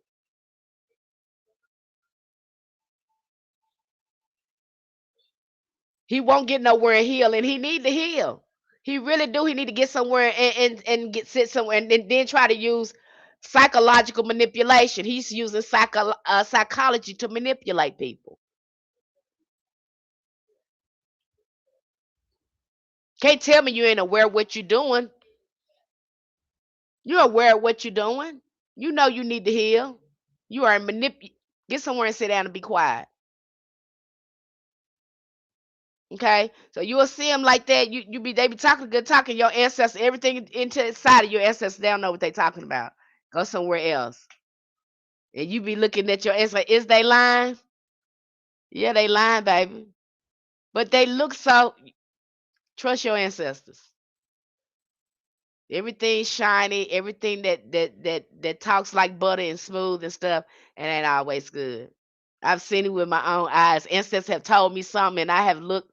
It was like, well, why they say ancestors? They lying, baby. They is lying. We ain't lying. They lying. They either don't know or they lying. Okay. So again, always trust your ancestors. I don't trust these people because again, the more the sooner you realize that the outside world is is gaining energy from you through manipulation and deception and abuse. That's how they are stealing your energy. Okay? That's how spiritual warfare look. It ain't gonna always be nobody running around here like Hollywood or whatever. Those I'm not saying that in some instances you won't come in contact with, a apparition of a spirit, but most of the time, when you see spiritual warfare, it's gonna be waged through people you know, your friends and your family and people around you. And it be the same spirit jumping in different bodies. And for you empaths, the sooner you realize that, the better. Because when they see you heal and they can't feed off you anymore, you'll see them jump into other people's bodies trying to get at you. I just had that happen the other day. Same spirit, but in a different body trying to get out of me doing the same stuff. They are harmless. So don't be afraid when you see this. It's just let you know you on the right path. Make sure you keeping yourself clean and make sure you're taking care of yourself. Now I can laugh at it when I see it now because they can't touch me, and that pisses them off even more. When you start walking away and don't engage with them, because most of these spirits are antagonistic. They're antagonistic. You notice you meet somebody that's very antagonistic like that, uh, more than likely, they keep on trying to get you to react. They're trying to feed off you. Okay, do you think that's what happened to Nick Reiner? I don't know. I don't know that story about Nick Reiner. I don't know nothing about that. Penny, DM her and check out the community. Okay, I noticed that with family and other people in my circle. Yeah, those spirits gonna be talking to you. Who was that boy? And I hate to use this as an example, but he was talking about I think he's a rapper, but he was talking about his name was called Sinister. He's talked about being in the studio talking to his friends and stuff like that. And he was making this rap music. That's why I say you'll get into conjuring. These spirits will show up when people get into music. You're working with spirits. He was talking about he was making this music, and all of a sudden his homeboy, this spirit entered his homeboy, and his homeboy was talking about if he go ahead and just make a pact with him, he could be famous. He saw this spirit talking to his through his friend, because that's what's gonna happen. That's why you see a lot of people in the music industry.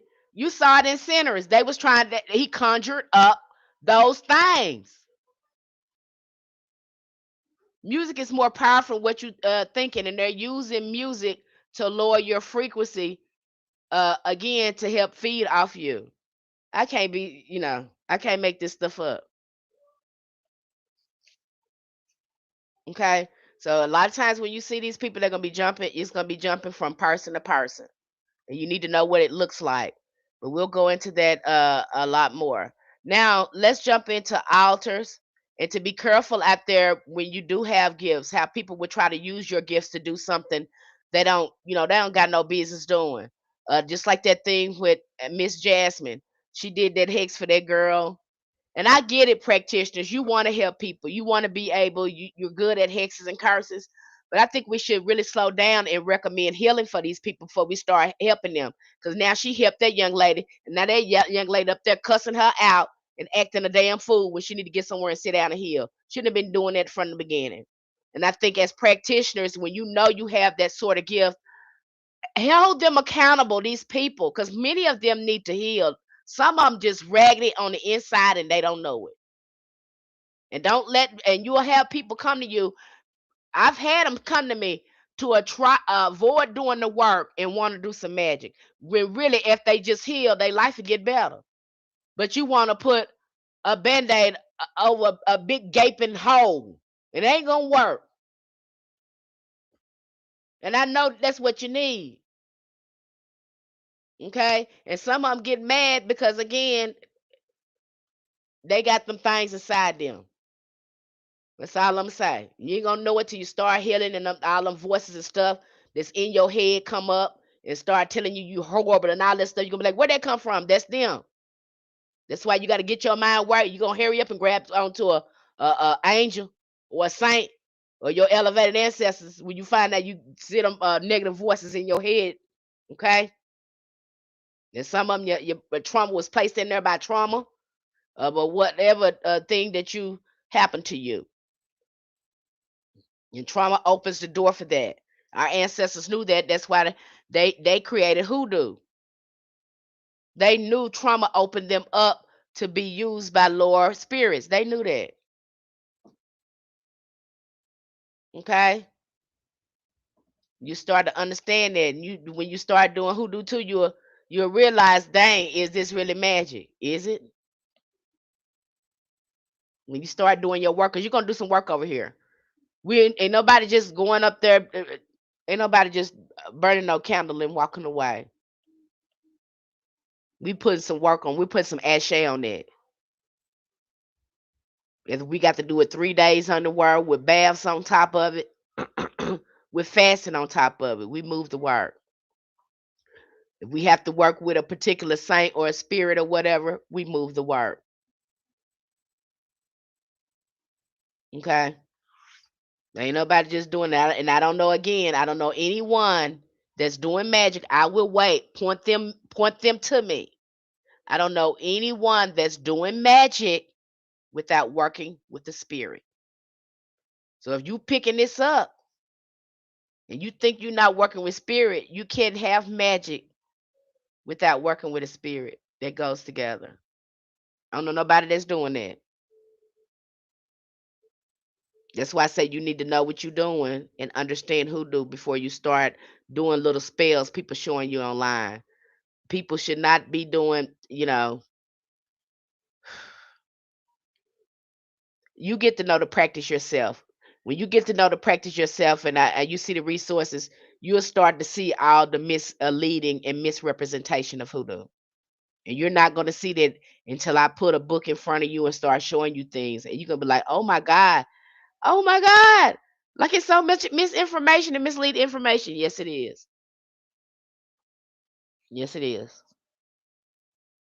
They put a lot of fluff on this. Okay. And hoodoo is not always pretty. It's people that's paid it up to be.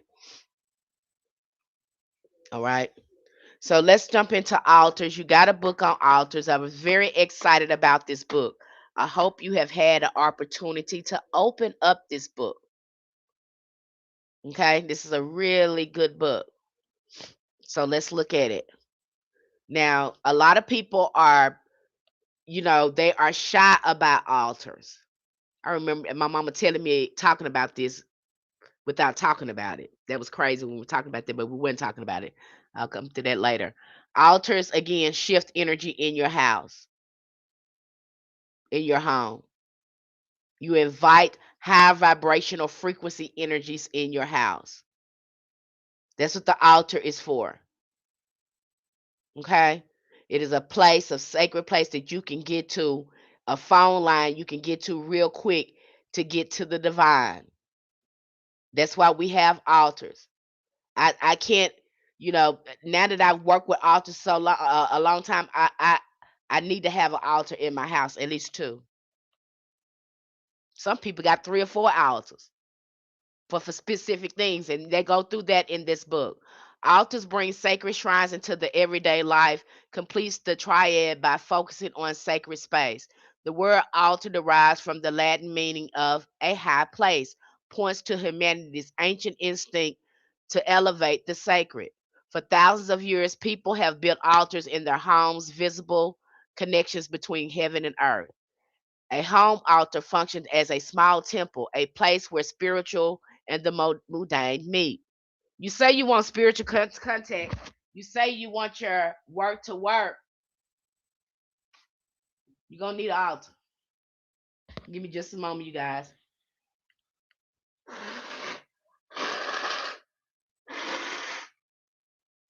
I'm so sorry.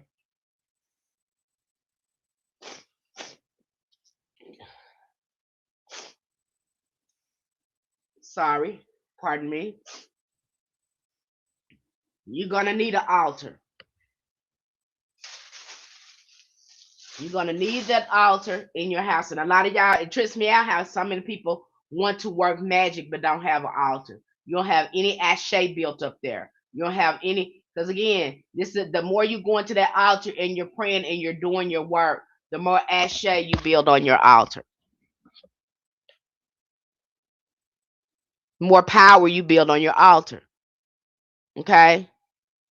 A creation of a home altar is presented in a not as a decoration but a profound act of healing, self-integration. Altars help strengthen family relationships by anchoring memory, ancestry, and intention within the household. They remind us of those who came before us and those who will come after, offering a sense of continuity that provides courage in uncertain times. This impulse to create sacred space may be part of humanity's spiritual inheritance, a subconscious remembrance carried through generations. Okay?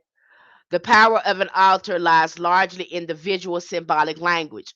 Now, you'll see too, people altar gets more and more extravagant. You see, have some people altars look like shrines. Because when you begin to look at the altar, the more elaborate it becomes, the more sacred it becomes to us. Oh Lord, hope I ain't lost nothing. The more sacred it becomes to us. You'll have people that just build, and you'll have your ancestors altar too. Ancestors had me just putting stuff on that altar for I know it was just so beautiful. It was so beautiful. They have you buying stuff that like stuff when you find yourself liking something and want to be on your altar. It's them.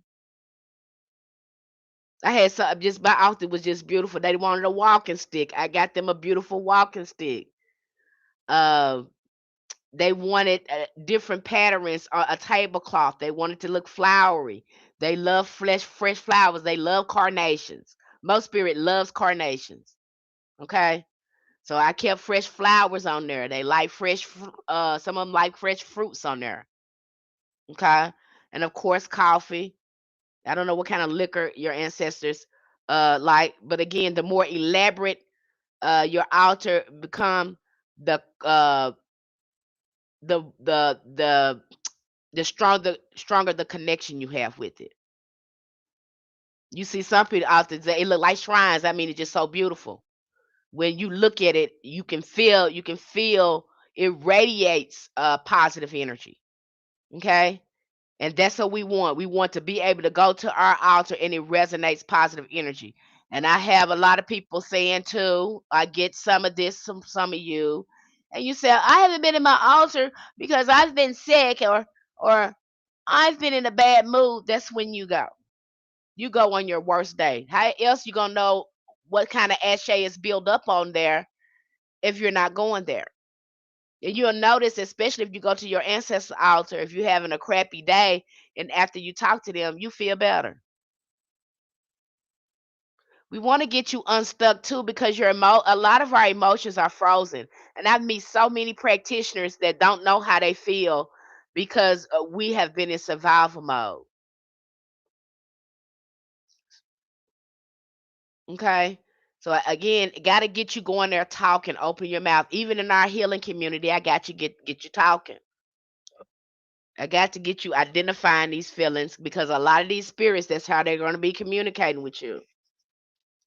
And if you're not, you're clueless about how you feel, you don't know what you feel, you can't name the feeling or whatever, then you're missing a lot of information. And some people, what I found with some people, they get information, a whole bunch of information from their ancestors.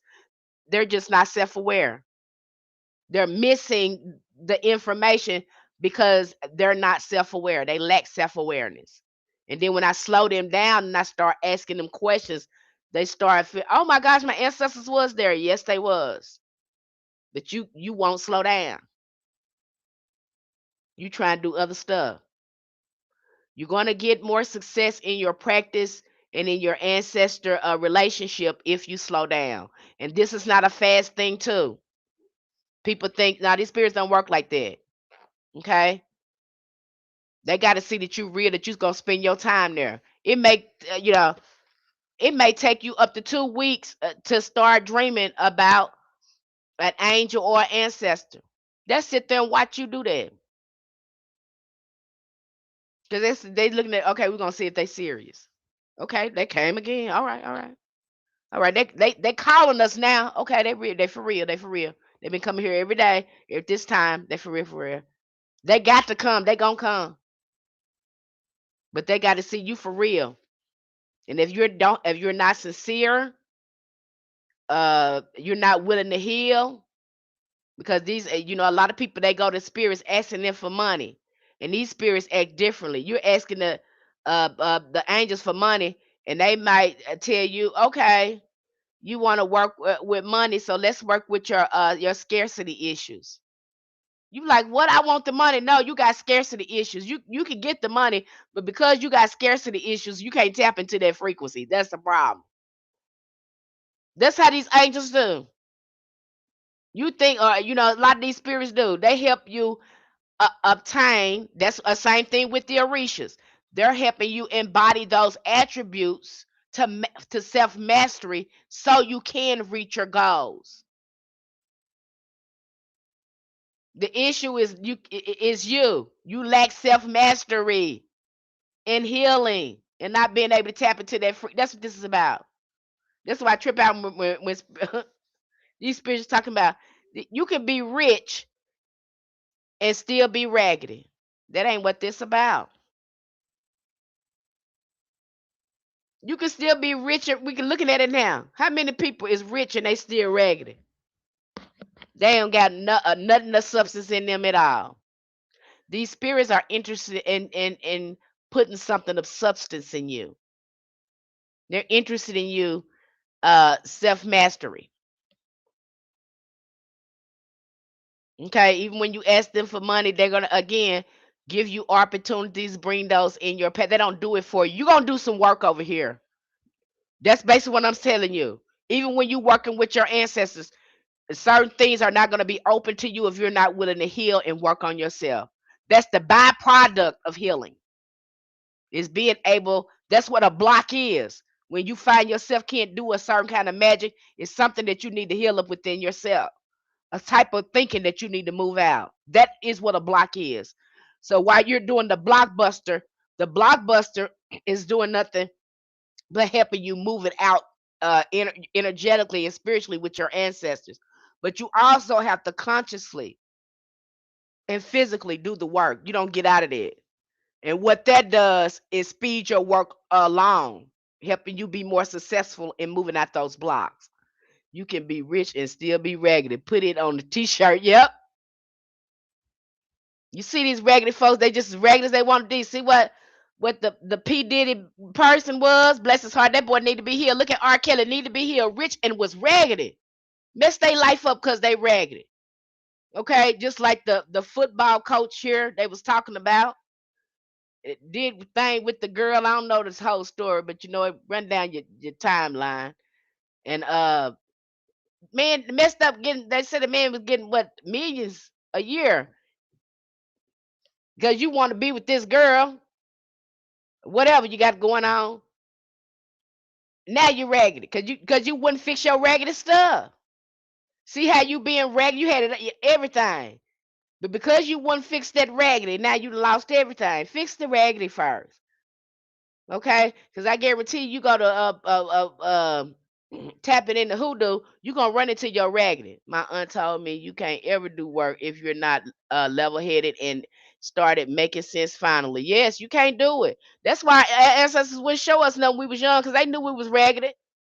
Okay, that's why a lot of these older people that don't show us nothing because they see that in you. And then we get mad. They wasn't showing because you wasn't ready. You was raggedy. You didn't want to fix your raggedy. You think you know everything. You won't sit down and be quiet. You want to always pop off and be petty and do raggedy stuff. So now they ain't gonna show you nothing. And they see it, and I'm glad they didn't show me nothing because I was raggedy. I was showing me something. My 20s or something. I probably used this for the wrong thing. And skip my healing because I know something. I just want to do stuff to folks. I know I probably would have been like that. Okay. So do the work first, and then you find, and some people think you can do magic to avoid you doing magic to avoid fixing yourself. You're gonna mess up and you're gonna get in contact with a spirit, an attachment that's gonna wreck your life. That's what's gonna happen. Okay.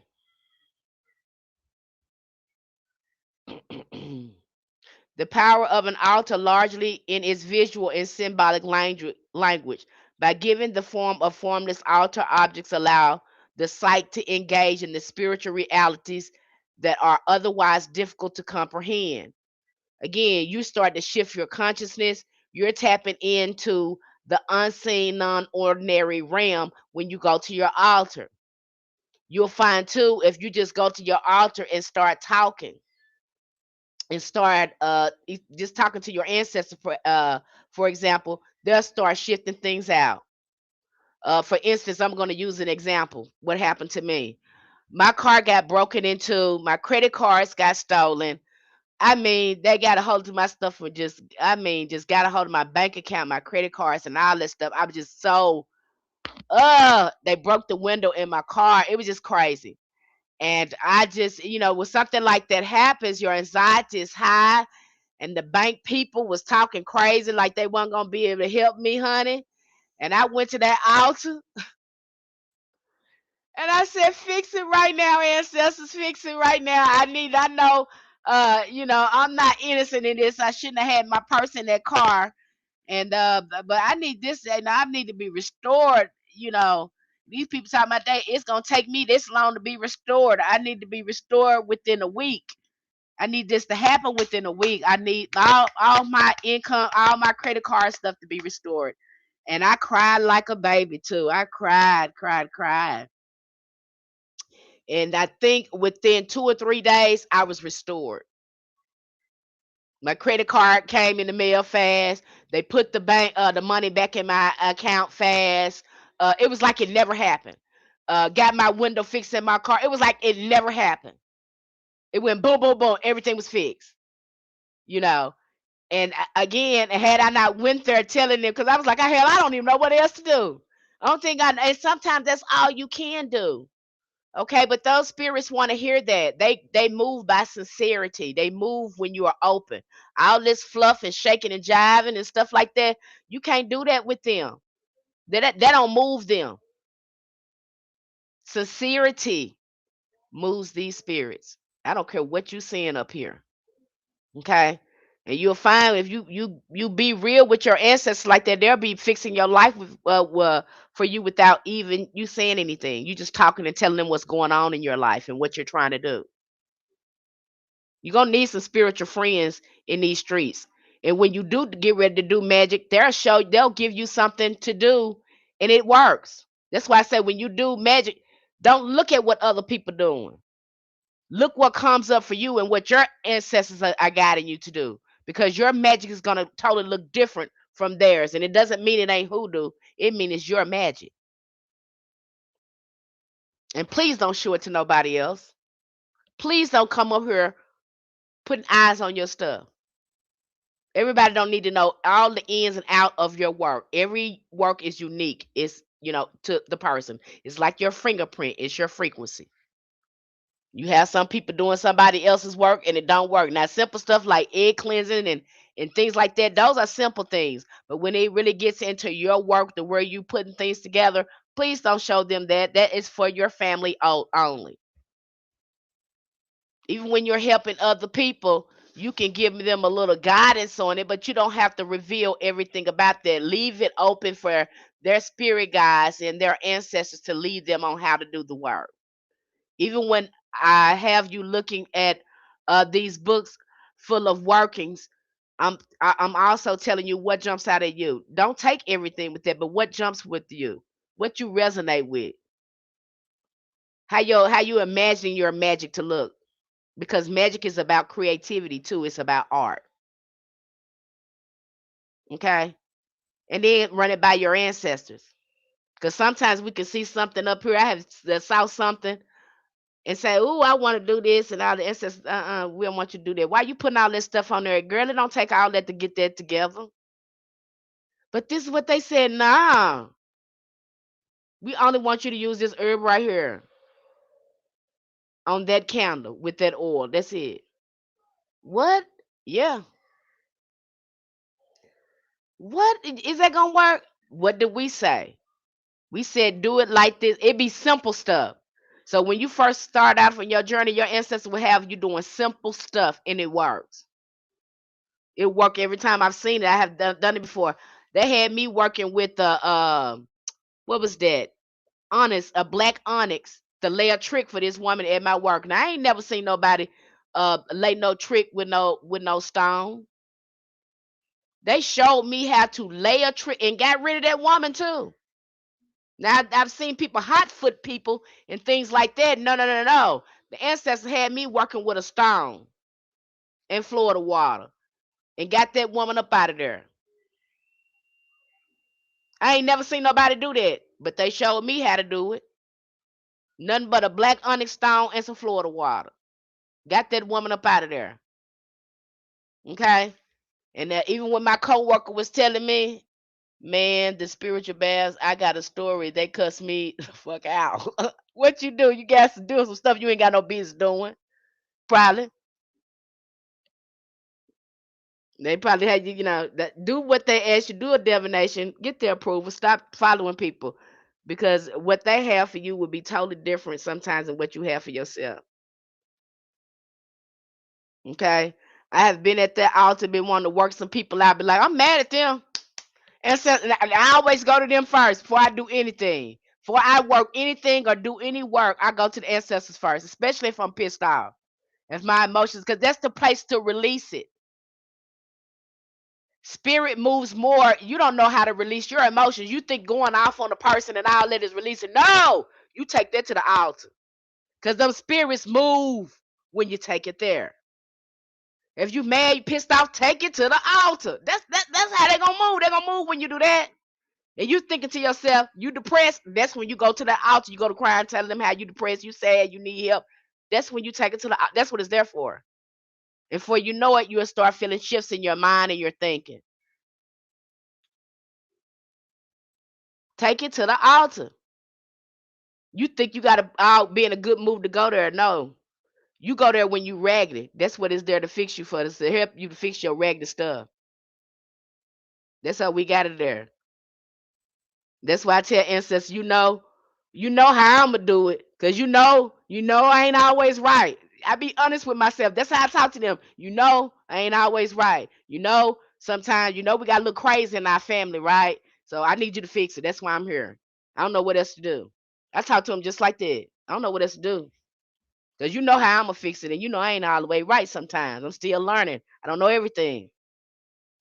Okay, and the spirits want to know that's how you go to them. Not with this fluff and all that. Ain't no sense in faking and jiving. You probably think that in church. That has no place here on your personal spiritual relationship with with God and your ancestors. That has no. God know you. Even when I'm talking to the Most High, the Great Mother, I said, you made me. You know everything about me. Please help me, because you know I don't know how to do this. Help me. Help me fix this. So you got to get real with yourself. Okay? And that you come to them like that, they have more mercy and grace on you. You'll make better shifts. Okay? I ain't performers talk like they in front of you. That's right. Talk like they in front of you like a friend. Me and ancestors to be having a conversation because I be like, ancestors, I find myself saying that a lot. Ancestors, why would they do something like that? We be having whole conversations. I don't get that. We be having whole conversation because it's like second nature now to me. Okay. Matter of fact, them the only friends I got is spirits, because you're gonna realize too, you ain't gonna even feel human no more. You ain't gonna trust that many people. When you start living like this, you're gonna trust people very little. You ain't gonna even feel human no more. In fact, you're gonna wonder why they do some of the things they do. Okay, that's a byproduct of it. And sometimes you ain't gonna like what you see. Lonely ass walk. It sure is lonely ass walk. They gonna thrill to you or something. I'm cool. Yep. Oh, I didn't see it's been done over and over. That shit scared me. I told you, you gotta go. See? Okay, so them spirit, trust them spirits. Don't trust these people. Most people that's deep in a practice like that, they've been practitioners for a long time. They don't have many friends, if any at all, because you really get a chance to see what's operating behind the scenes with some people. You think a lot of people think they gonna heal and their family gonna be kumbaya and everything. No, that's when your spiritual warfare start. That's when you're gonna need those spiritual baths. You're gonna need them scriptures. That's when that consistency gonna, yeah. Ain't no spirit. You must be doing something right because you in spiritual warfare. They weren't attacking you as long as you was raggedy. But the minute that you don't want to be raggedy no more, these spirits come after you. That's how you know if you are not in spiritual warfare, you're not a threat to them. I know, it don't make sense. Okay? Yeah, them color coordinates, they powerful too. You gonna be in spiritual warfare, so don't think that your life gonna be everything is just gonna be no. No spirits see you. They be like, oh, they think they ain't gonna feed us. Oh, their vibration is high. We can feed real good getting them low because they didn't generate a lot of energy. So when they hit they low, boy, we can feed good. This is how these spirits think now. They'll start antagonizing you, trying to make you mad and angry. They work through these people, okay?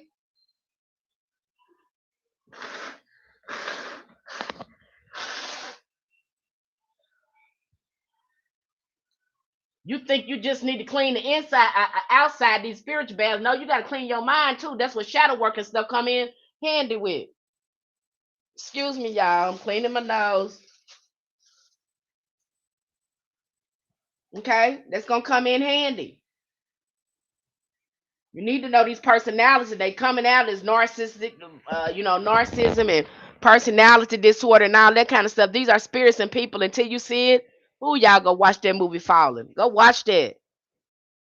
These spirits jumping in and out of people. You sitting up there watching this thing try to get at you through these people. You can't even be mad at your family members no more. You can see the thing that's working through them, and that's when your scripture gonna come in. That spiritual warfare call that thing out. Okay, you're gonna be able to tell what's your family member and the thing that's working through your family members. Because some of them not all aware of it, and then you have some of them that's in totally cahoots with that. They're aware that this thing is using them, and they have put other giving up. Now I think some narcissists like this and some sociopath. At some point, they see this thing that's attached to them. I believe that. Okay. Sometime at some point they become aware of that. What's the name of the movie? The movie name of the movie is called Fallen with Denzel Washington in it, where you can see these spirits jump from people to people. And you probably experienced but didn't know what you were seeing. Some of us have experienced it And we didn't know, why we into it with people all the time. I'm only trying to do the right thing, but every time I turn around, these people start acting crazy and stuff. I'm trying to do the right thing. I'm trying to do better, but that's why you see when you start elevating your family, people in your family start getting jealous and hating on you and all that stuff. It's the spirits.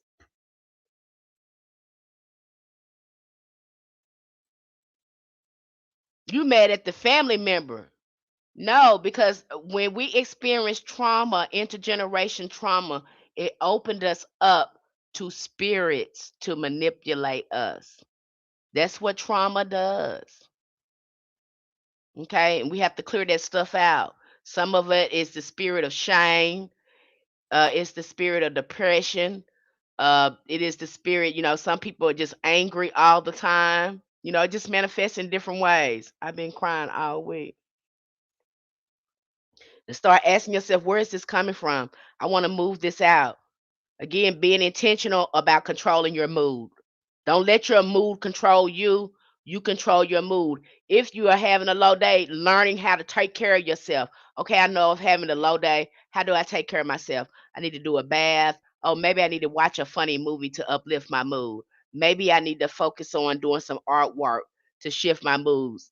Okay. So again, being very aware of and controlling how you want to feel, not letting something outside you do it. The more you go do this, the more power you take back, the more power you tap into too. Okay. Is this making sense to you guys?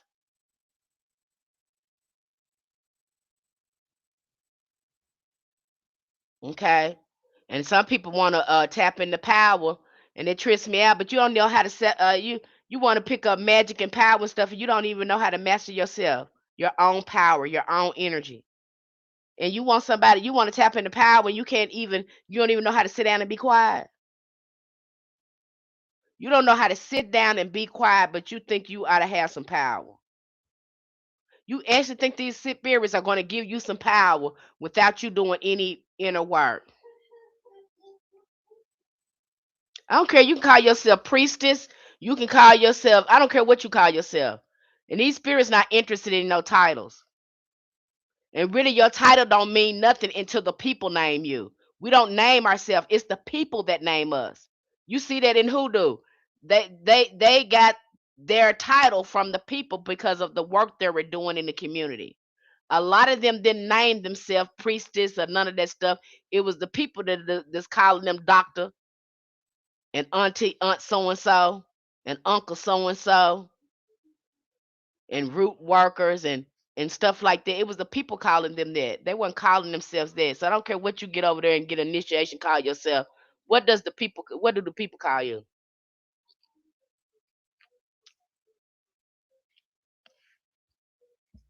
I got some titles too, but I don't use them. I ain't important. I don't think you gotta call me Miss Penny. I'm not. Yeah, I got the titles.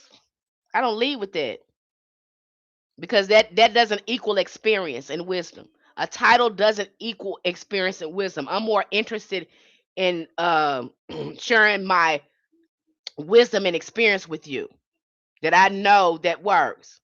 I'm not interested in trying to push, to prove to you I have a title. No, I'm more interested in sharing my experience with you. My title and stuff don't matter. You'll see that once you start doing the work, you'll call me what you call me. You'll see I am what I am. Okay. I don't have no reason to name myself. I know who I am. Every action don't deserve your reaction. That's correct. Okay. So your altar is very important. The power of altar lies largely in the visual symbolic. Colors, scents, textures, and images affect not only the conscious mind, but imprint deeply on the subconscious, which governs belief, desire, and destiny. Because the altar objects operate on a multiple levels of meaning, they help create understanding of its complexities. An altar serves as a reminder of the spiritual energy that surrounds and sustains life. It can function as a gateway between the seen and unseen realms, aligning the practitioner with the natural cosmic rhythms beyond prayer and supplication. The altar is also a place of listening. It offers a focal point of stillness, intuition, and inner knowing, allowing messages from both the self and the spiritual realm to surface. Okay. There are no rigid rules to alter creation. Now, hi, Raquel. Hey, hey, hey. Hello, everyone. So again, another thing too, and I think people dismiss this. I think somebody else had missed. Yeah, it was I and the practitioner was talking about it, and I resonated with her experience. But she said she didn't realize she was talking to her ancestors. And I told her that when we was in the reading, I said, you've been talking to your ancestors, but you don't realize that you're doing it, and they're talking back to you. And then that's when she said, you know what? I have. Because what happens is she said, I'll be in a situation. And then after I leave and I ask I start talking to myself. And the answers that I come up with, I know it don't be me. I don't even use those words. So her ancestors but she been thinking she been making it up. But then when she realized when she was asking herself these questions and she was answering, those were not her words. So sometimes when you think you're talking to yourself, like I say, these spirits they talk to you through your mind and your emotions. That's why I do you look good is getting a piece of paper and sitting down. Automatic writing is good. You can ask them questions and the answer will pop in your mind. That's how they're communicating with you. I, you know, and I always, I've never really trust people that didn't talk to themselves. If you ain't talk, that means you have a lack of conscience. I don't know. That's just me. And I always looked at people crazy uh that talked about people that talked about themselves, talk to themselves. That means to me, that means you lack any type of conscious or spiritual communication because you need to be asking yourself why you do that or what's going on. That means there's no reflection or introspection going on there, you know. And some people think that's crazy, but you find most people that you're not talking to yourself. That's what you realize, you're not talking to yourself. You're actually talking to a spirit, whether you realize it or not. So just try that sometimes. Ask yourself questions and see those answers pop in your head. You're asking other people questions. Why don't you ask your ancestors and see what pops up in your head? You'll be surprised when answers pop up. That is just how easy spiritual communication is, but we miss a lot of it because we're too busy looking at other people instead of sitting with ourselves, listening to ourselves. Nobody is better than you. No more, nobody knows more psychic information. Let's cut it out. Stop chasing after people. Yes, you are psychic, but you won't get nowhere and sit down and find out. Yes, you have psychic abilities. Yes, you can talk to your ancestors, but you won't get nowhere and sit down and find out. Okay. Even at that point, I am someone who is very lustful. Could there be a spirit of lust? Or are there some people that's more lustful? You can look at that in many different ways. Shango was like that. You had an ancestor like that. He was playing around all the time. Yeah. Shango got himself in a lot of trouble. You probably want to read up on him because he was like that too. Okay. Jumping from Oya to Oshun and all that sort of stuff. Okay. So he had that kind of stuff going on too. Are you using that to drain other people's energy? Are you parasitic? Are you hurting other people with that energy? Are you using to tap into your magic? Because you got some magic and energy that you can tap into with that as well if you learn how to redirect it in a positive way. Now, if you're using it to manipulate, because you got some warlocks out there that's using their magic stick, I'm gonna call it a magic stick. Like 50 Cent said, I got the magic stick. That magic stick will get you in trouble. 'Cause some of these women they're not playing now. Be careful with that. So how you using your magic stick or your magic yoni? Okay. And you got to remember when we do an exchange like that, we carry a lot of these people energy with us, even when we're not in a relationship with them. But there is magic that you can tap into when you learn more about, I would say, tantric magic. There is power in there. I think there is some people that know we had, I'm gonna go into another discussion with this, but I talked about this. In the ancient days, men would go to these temples called the Kadesh.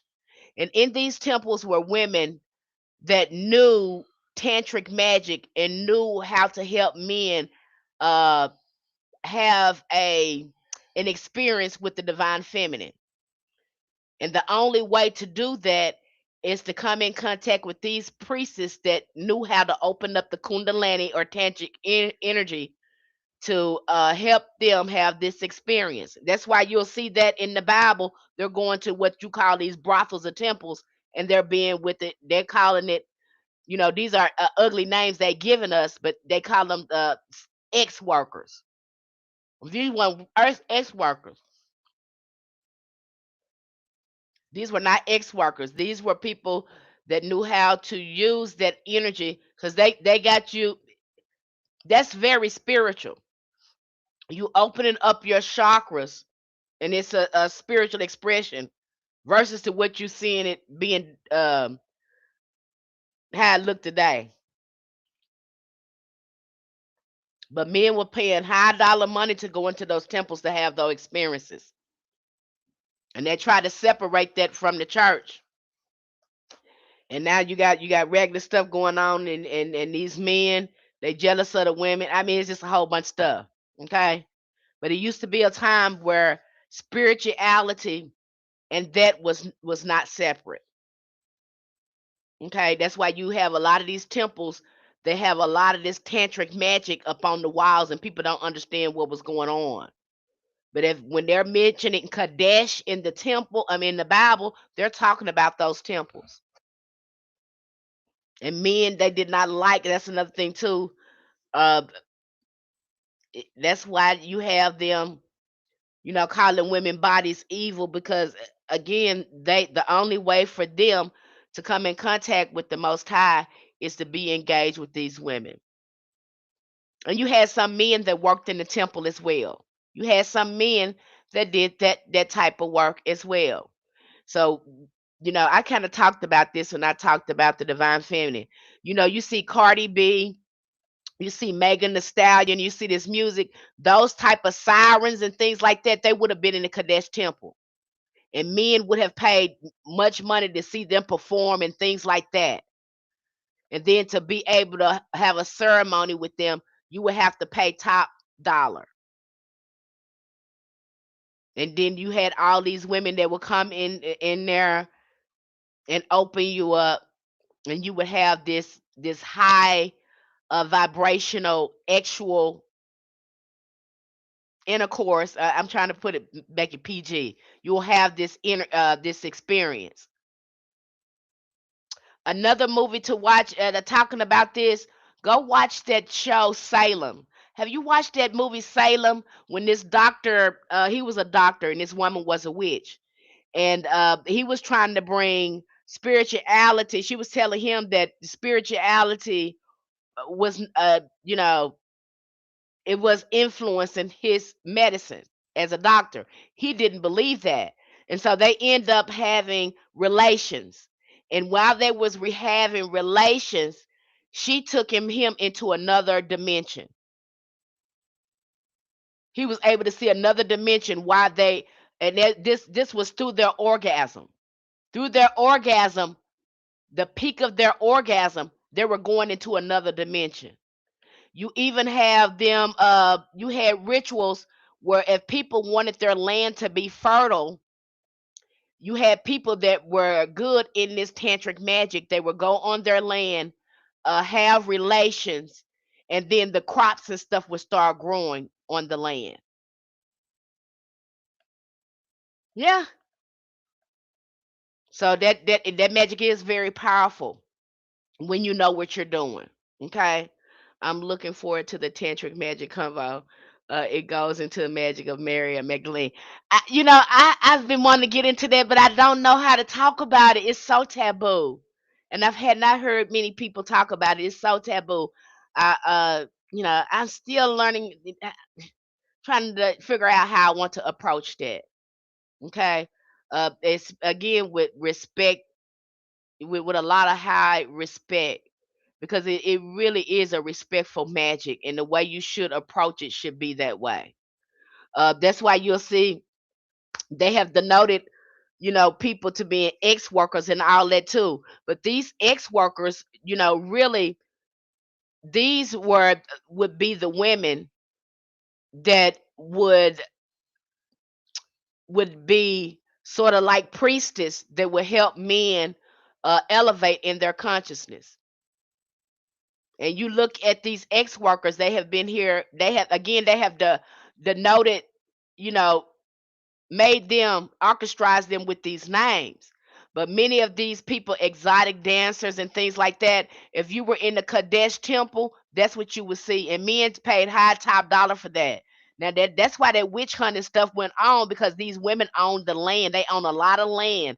This had been going on for years. This is the way the spiritual system was set up, because God, in the ancient world, was known as a woman. And we knew her portal, again, that Yoni was the closest thing to God that you can get. Why you think he trying to get in there any chance he get? Because that's the closest God he's gonna get. That's the closest feeling he gonna get to God, is being in you.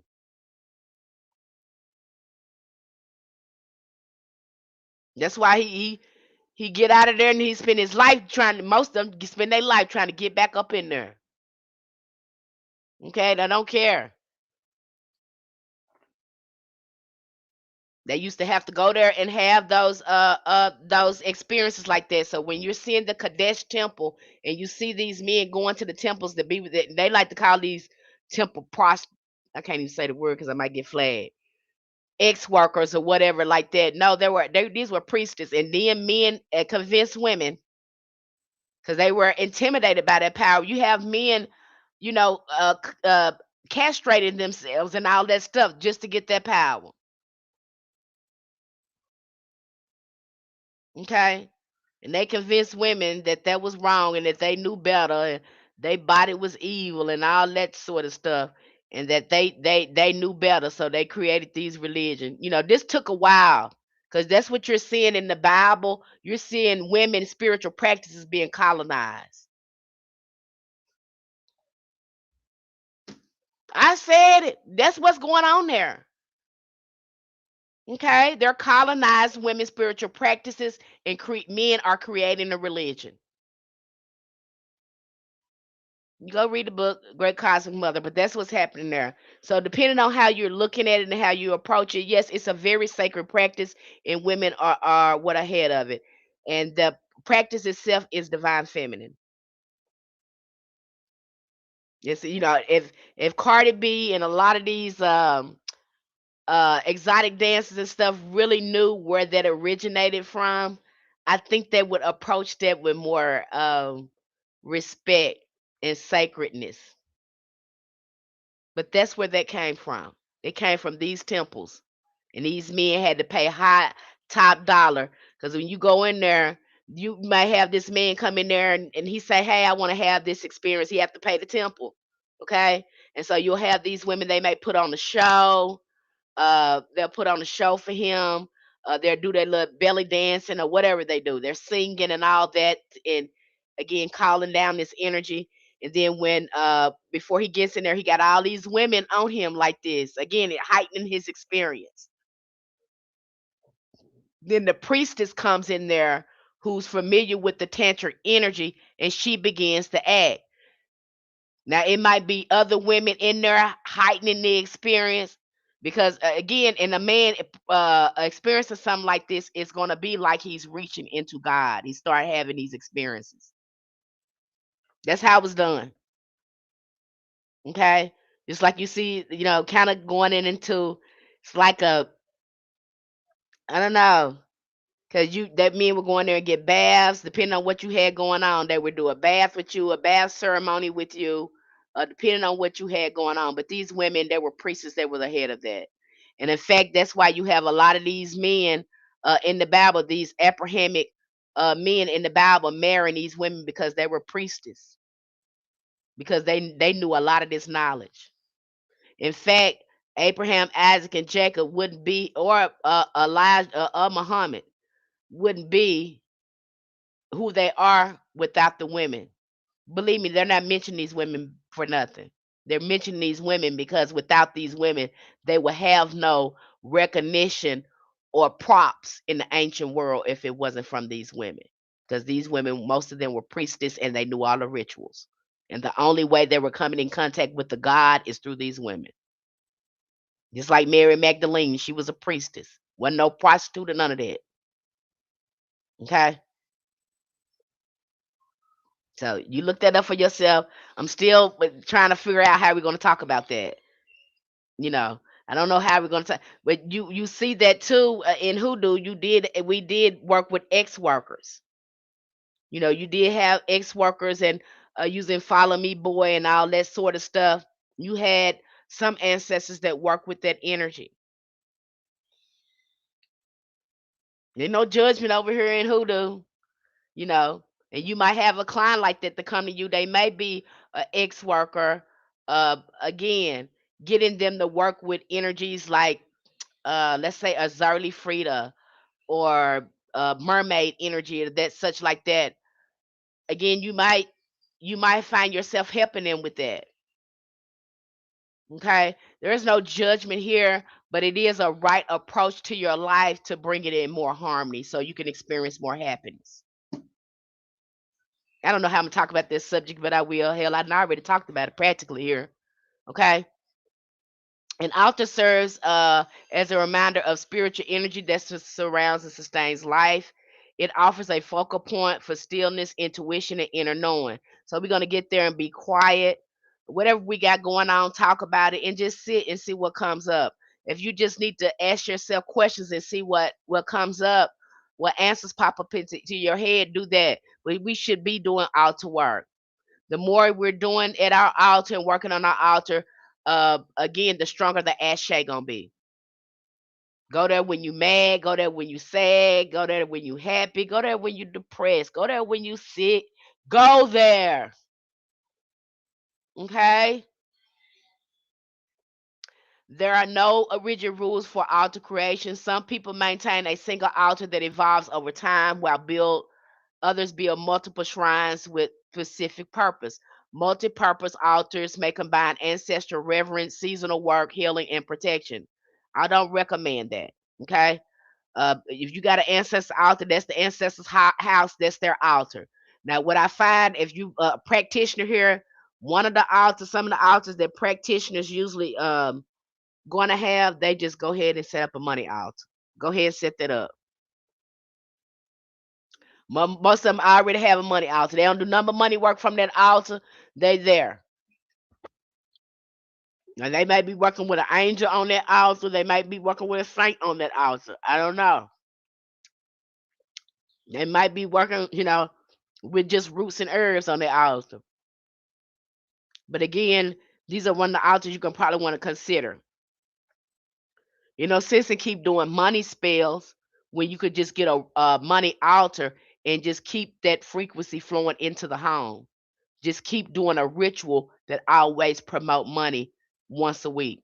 Why keep doing money magic when you can just set up a money altar? Then you have some people right now it's being popular, and I'm seeing being adopted into hoodoo. You got some people just working with servitors. We talked about mojo bags. Some people just make a mojo bag. Okay, but you do better just setting up an altar. Then you have some people. I know I had a healing altar. I didn't do nothing but shadow work there. Now I evoked my ancestors there when I was doing healing work, but everything on that altar was put. It was just for healing. And then you have some people. They work well with saints. They have a whole altar set up with saints. I mean, they got shrines with number saints on there. And most saints, you can put them on the same altar. Angels too. You have some people got nothing but archangels where they work with nothing but archangels. They got an altar just for angels. Okay. So you find what's good for you. And then, finding out, what spirits you work better with. So we have you again setting up your table to archangels right off the bat because I want to get you healing. I have you working with angels because I want you to, because I know the shifts that you need to do, and the shadow work you're gonna have to do, and angels help you move through that a lot quicker. Okay, that help you heal a lot quicker and help you build character. So I hurry up and get you working with them, working with your angel and your ancestors. Okay? What do you know about St. Anthony? I don't know a lot about St. Anthony. Again, I have to look at because I don't have my resources in front of me. I would advise you to do your research. I want to speak on it because I don't have the resources in front of me, and I don't work with saints that often. But we definitely have those resources over there. I know a little bit general things about it, especially when it relates to hoodoo. Uh, I know a little bit about it. Okay. But if again we have all if you find yourself wanting to work with saints, we covered that thoroughly. We have particular saints in hoodoo that we work with. And we've covered some of those saints in there. We even just I just dropped the book with saints, sages, and all that on there to help you do your research on it. It's a big encyclopedia over there where you can look at a variety of saints to look at and what they like. Okay, each saint is different. Okay, me neither, but he's there all the time. Okay, I would advise if you know this, why do the research on him. If you really want these spirits to work closer with you, and you really want them to show up in your life, get to know them. They don't want you asking nobody they want you to get and do the work. They can see you doing the work when you're looking them up, trying to learn more about them. They give you credit for that. They like that. Do the work. I find that all the time. What I find all the time, and then I pick it on anyone. I'm trying not to. I'm not. Is that we do not like to look things up for ourselves. We have a computer in our pocket, and we will not Google or look up anything. We rather just Google people. We rather people to answer our stuff. That's what sometimes it kind of gets us crossed up, and it makes us codependent, and it stagnates you in your work because you want people. And again, when you start healing too, you start to see, are you an energy generator or do you like taking people energy? You got some people that's how they function. They are depressed that they can't be around other people and bounce off other people, then their energy is low. Then you have people that they generate their own energy. They do just fine just by themselves. They don't need to be around other people to get their energy going. But you find that out once you start doing shadow work.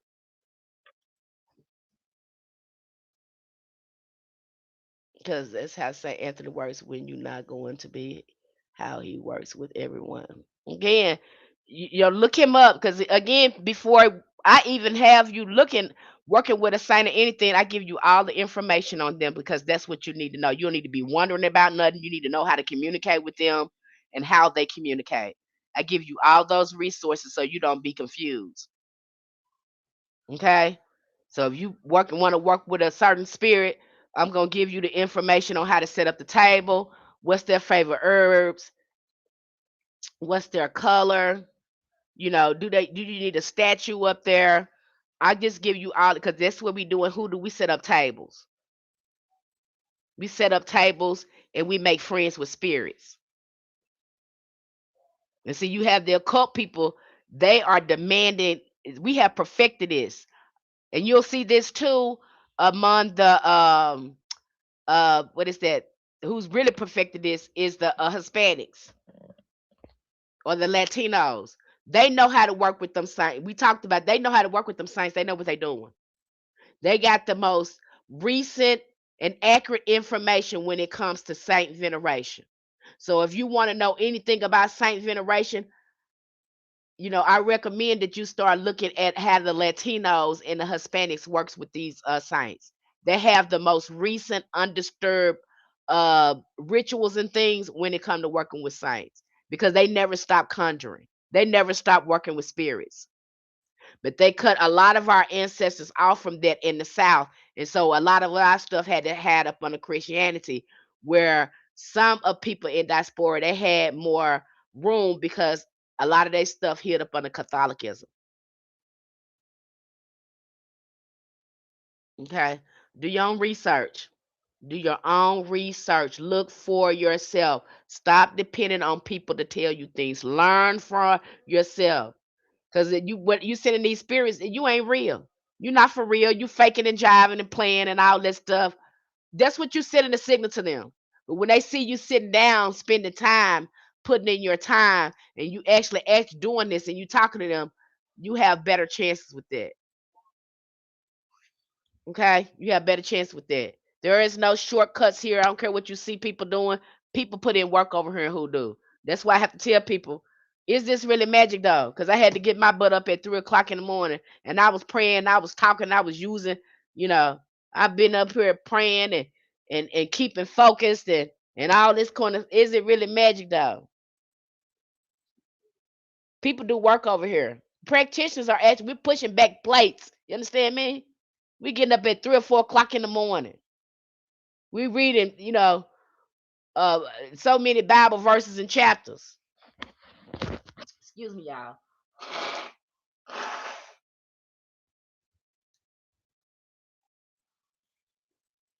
Is it really magic though? That's what I have to tell some people. Is this really magic? I don't, you tell me what it is when you start putting in the work and not what people are showing you. Okay? You'll see if it's magic on your own. Can't see. Yes, yep. Us and Romas and Latina, because they never stop conjuring. That's why we go over Mexican magic, because that happened to us. They're still in North America. They still have a lot of reserved indigenous knowledge of the Hispanics in Mexico and all that. They never stop conjuring. In fact, they honor a lot of indigenous spiritual.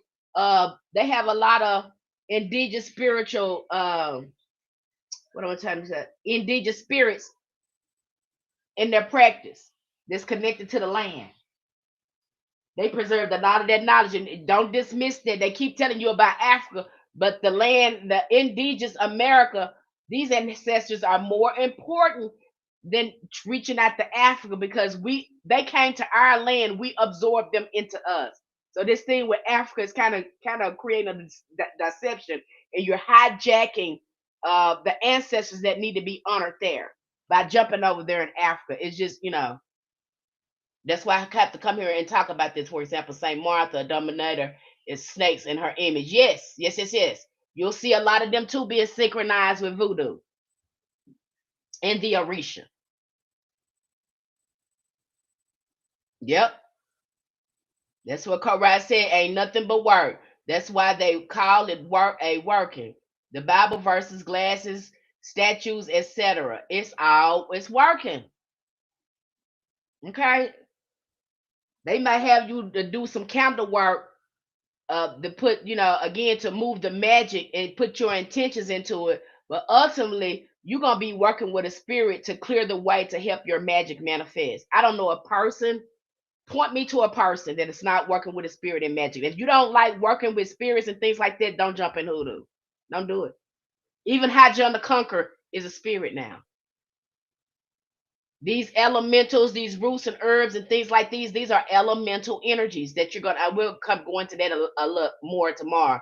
But these are elemental spirits that you're working with. They're the ones that helping you getting your work done. They're more single-minded.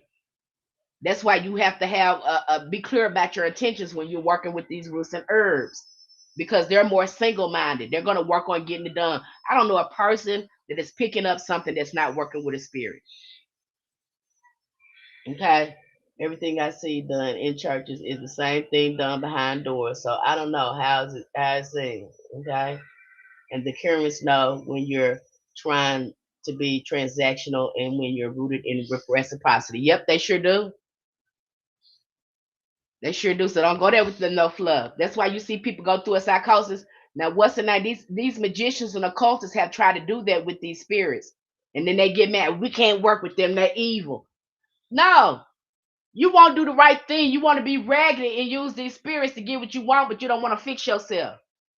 And you see them do that with some of our ancestors as well. They can't work with uh, uh, uh, some of these energies, ancestral magic, such as voodoo and some of the orishas. You can't control them, so you're gonna rule them as goetic evil demon spirits. That's what y'all done. Instead of trying to fix yourself and try to, come up, try to embody these attributes and characteristics, you couldn't command them because you didn't want to fix yourself. Then you're gonna deem them as demons. I see it all the time. I have to show you that in the book. I have to look at demonology. I have to show you that because that's where they put your stuff in. They put your stuff under demonology. I don't like it either. And the book be so ugly, y'all. Some of the books be so ugly. I said, now why would you put them in there? Be so scared to open the book because the books look so horrible on the outside. Be so scared. I'm saying, you know we ain't gonna open that book if that book look raggedy like that. You know we ain't gonna open it. We're gonna be scared of that book, but that's where they got your stuff. They have to take you there. That's where they have listed that. They have categorized that under that. I'd be so mad. Okay, and I don't even want to open the book up to you because they done made it look all raggedy up in this raggedy book with horns, and you just made it look ugly. Okay, I don't like it. That's where they put your stuff because they couldn't control a lot of these and a lot of the spiritual systems. You see in hoodoo, they're elemental. You see that in a lot of our ATRs, they're elemental spirits, they're water spirits, they're air spirits, they're fire spirits. Okay, so you're gonna be working with a spirit whether you want to or not. If you don't know that or not, okay. I want to show mines. They look scary as fuck, and that's what people think too. I have to tell people that you think pretty mean good. When our ancestors were wearing these masks and stuff like that, this shows the power of a person. Even now, you'll see some practitioners that look peculiar or they act peculiar. These are most of the practitioners that got the most power. Let's talk about I'm gonna use him for an example. Is that his name, Shamar? He be all over social media and everybody kind of talk about how he walk and all that stuff. These kind of people like that have these defects and things like that, they got more psychic power, hoodoo power in them. Yeah, the people that you don't consider beautiful in this realm, them be the people that got the most hoodoo power. Not the pretty ones. It'd be the ones that may have a birth defect or a particular mole or something on their face. They might have an eye problem. They may not be pleasing to the eye. But these people have the most hoodoo power. They talk about this over and over again in our materials.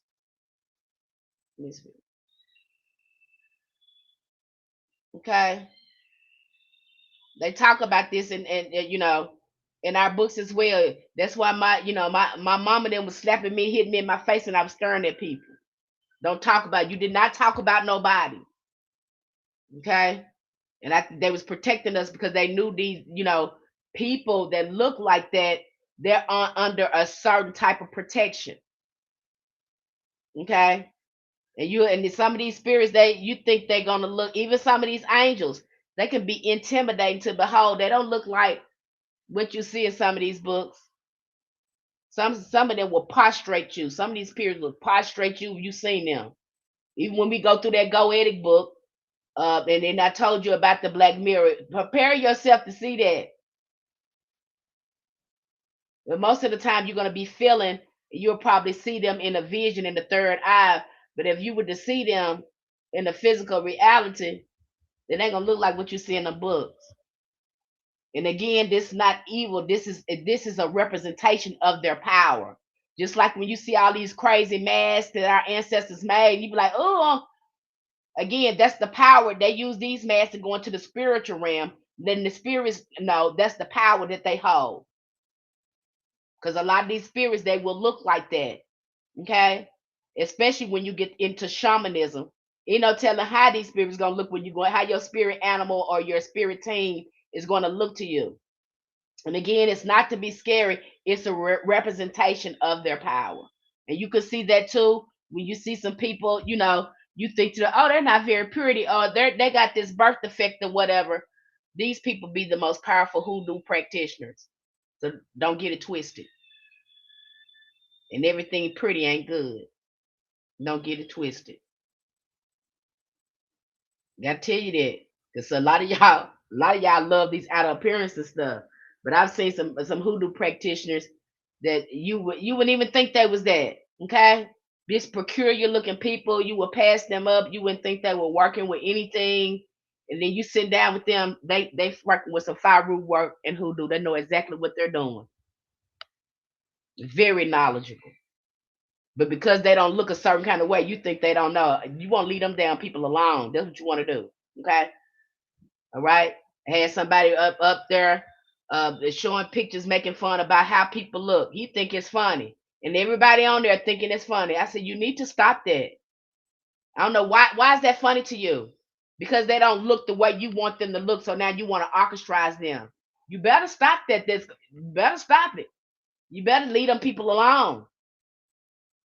Because them kind of people right there, they in contact with the spirit where they not, again, they've had to move through things and uh, um, accept challenges and stuff you can't even imagine. They have had the needed to call the spirit to help them navigate this world. We won't leave them people alone. Okay, make fun of people, especially how they look and stuff.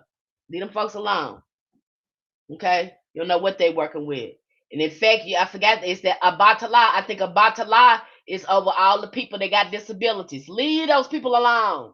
The scary look is also used to keep nosy people out of tourists. Yep.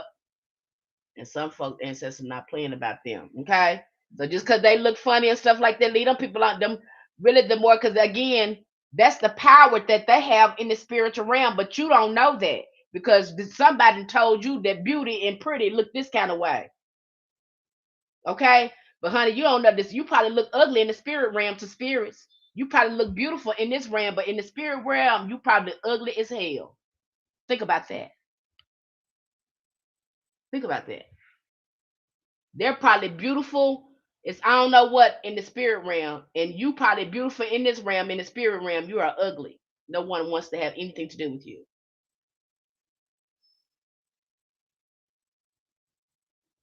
Never looked at it like that, did you?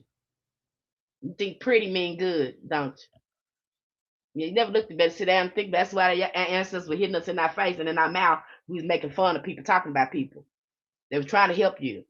You didn't know it. Okay? And you up here trying to look pretty and all this stuff, these images, all this kind of stuff, no matter to a hill of beans.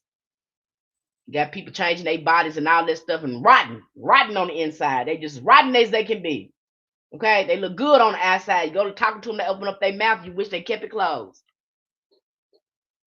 There's nothing but raggedy stuff come out of it. And you can meet some people that you don't consider beautiful, and the most beautiful things come out their mouth. I've seen that. They don't look the way we picture as beautiful, but when they open their mouth, the most beautiful things come out their mouth. You'll have no choice but to see them as beautiful. You're not even looking at their appearance anymore. You're looking at their spirit.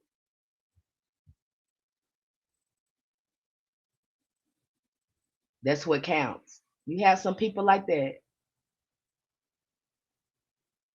Okay? You have some people like that. The most, you think they don't look appealing, but when they open their mouth, beautiful things come out of it. It just, you just like, oh my God, they're so beautiful. You get to really see them. With these pretty people, you ain't seeing nothing but a shell. When they open their mouth, you getting what you see, raggedy stuff. Okay? You look at things like that. So don't be fooled by no pretty face. Think that equals good. No, they probably gonna be ragged as I don't know what. You're not careful with that if they ain't got no substance on the inside of them. Okay, you got these folks coming around now talking about that spiritual people supposed to be rich. Something is the matter with you. You need to get somewhere and sit down and be quiet. That we already know you got it wrong. Ain't no fruits of spirits in you. Ain't nothing right in you. You saying that something wrong with you. Okay, you see them talking about these practitioners talking about that. Stand up, get away from them. Get away from them. Okay, they got some work to do.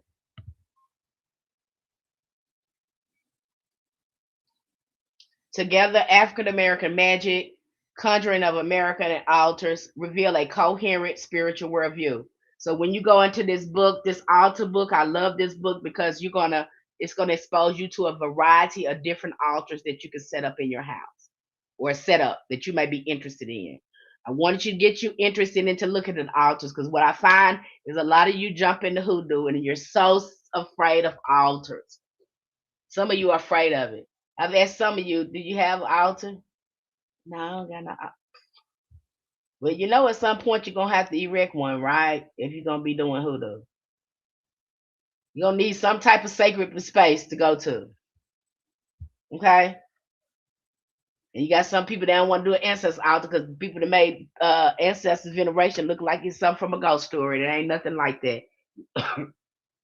We only call on elevated ancestors. That's all we call on. We don't call on ragged ancestors. We don't call on elevated ancestors.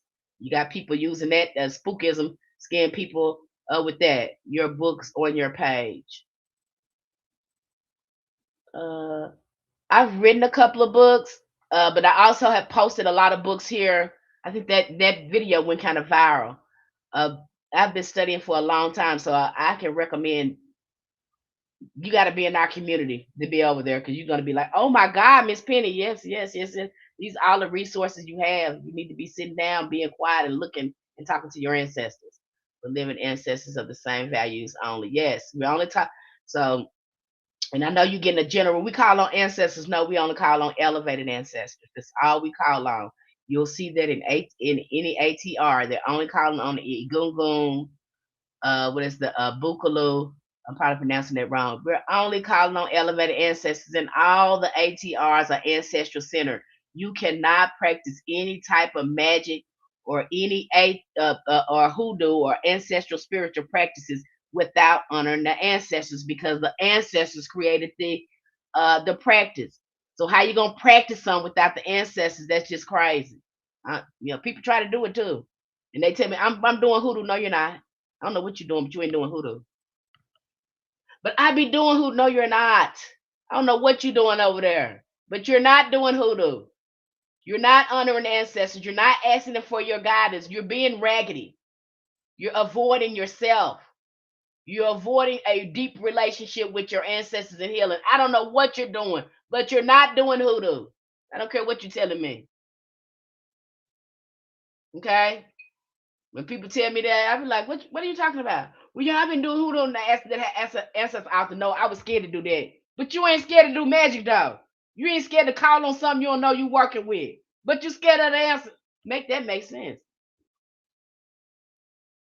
I ain't had people tell me that before. Now I'm scared of the ancestors, but I want to do magic. So you want to do magic with no protection or guidance or nothing? With no, would you go out here and have relations without a condom? Well, why would you do that with magic without no protection? But you have people doing that, and some people are presenting it that way, like it's okay to do that, and it's not. I recommend not showing people anything, any type of work or anything like that if they haven't done the healing and have a relationship with their ancestors. They don't need to learn that. Okay. Does anyone have any questions for me? We have covered a lot here. And I'll be coming back tomorrow because we're gonna go more into hoodoo cleansing, and protection. And then when I go into that book, I'm saying because that book too, you start looking at the work you need to do to move people out of your life. So it kind of move you into the justice work of hoodoo. Because some people you have to eliminate out of your life, and you might have to do something with them. So I'm kind of rethinking that too. But we will come back. We will definitely talk about cleansing. We will talk about protection because those are the most important things you need to learn before you start picking up magic. The healing part, the cleansing part, the protection part, and having a relationship with your ancestors. Relationships with the spirit realm is going to help your magic be more successful. We need spiritual friends if we're going to be doing spiritual stuff. Okay? I don't want to be out here and don't have no spiritual friends and nothing. I be out here doing this stuff, not nothing is clearing my way. The ancestors not, protecting my magic while it's working. What time will the live be tomorrow? It's gonna be at 9. Okay. 9 a.m. my time. I don't know how this gonna look with you because I'm in Thailand. But when I posted here, it might show up in your time zone. Sometimes I see it do that. when I post it. So if it come down your timeline, you follow me, it might show up in your time zone. But I'm in Thailand. Okay. So we have covered that. Did anyone in our community, I don't even know if y'all have made it to this point yet. Did anyone in our community want to chime in or add anything on this subject? Because we've covered African American magic, that is seasonal magic. So if you're trying to integrate your magic, excuse me, in your daily life, I would use that in the almanac. Okay, that I would use that if you're trying to integrate it. What is that? The Conjuring of America, very good book to kind of track how our ancestors were using roots. If you're a root work or a doula, or you're into wellness, that is a good book. Good information. The only thing my drawback with some of these books is that a lot of them forget the ancient American indigenous component. Okay, you can't be African if them people came here and you absorb them into you. We're not there. They didn't absorb us into them. We build our if they were here, we'll build their practice into ours. So again, I think we're kind of hijacking that. Okay, I can't. The ancestors have told me so many times, we are so tired of people doing that. They mess themselves up because they do not honor the land, and they go somewhere else to another land and haven't developed a relationship with the spirits on this land. We did, because that's how we use these roots and herbs in our work. We have a relationship with this land. So a lot of us, they told me, and we was here because we sit up here looking at mounds and pyramids here. So why would you do that? So that's important. They want you to know that. Okay. But if you have anything that you want to add, any questions that come up, and I'm thinking about asking one of our practitioners to join in, because she's very knowledgeable about spiritual warfare. She can explain it.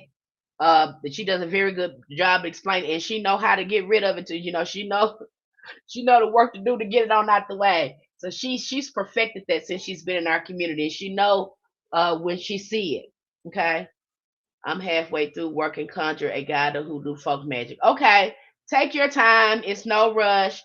I just try to make sure you guys have plenty of resources. So if anything come up for you, you can always get there and start studying it. Okay, or it's there for you to look at. So that's the main thing. And if it's something that you want to look at, and if I know where it is, I'll drop you the book. Okay, or I'll send you the post so you can look at it. But if there's anything you want to add, if there's a book you want to chime in, please feel free to chime in on these discussions. Or if there's anything you want to add that I didn't, that I missed, I want you to do that. The more you can get engaged in our community, the more we can grow. The more you can grow, because we learn from each other when we share certain things or add certain things. Okay, so the more you can engage in your community, the better it's going to be. If you have something going on, get in that group chat. Get in the group chat and start talking to your community, because they might have something that can help you. Okay, so sometimes you're reaching out to me for some, but kind of vet your group chat, see if they know anything. Okay, and if you know some, engage with them, share something with them. But I really want us to be engaging more in there, because that's how we learn. Okay, I'm new here, but I'm going through a spiritual warfare. Okay, so share that with you, because you don't know, you don't know what you know. You probably learn so much that you can share with that group. Drop it in that group, because the spirits, once you start working with these spirits, they share stuff with you that's not in the book. So I had another practitioner like that. This angel started sharing stuff with her that wasn't in the book, on how to best contact him on the best days and times and stuff. And she dropped it in the chat. See, that's what happens when you start working with some of these spirits. They'll give you an easier way where you can work with them and you can share with other people. Okay.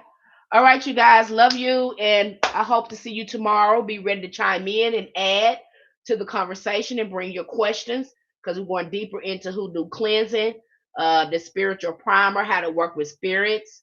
What's the other, and bathing. We're gonna talk about spiritual baths too. So you don't want to miss that come and attend the live stream tomorrow. I appreciate you. This is the first live I felt comfortable in good information. Thanks. You're welcome. All right, you guys. See you soon.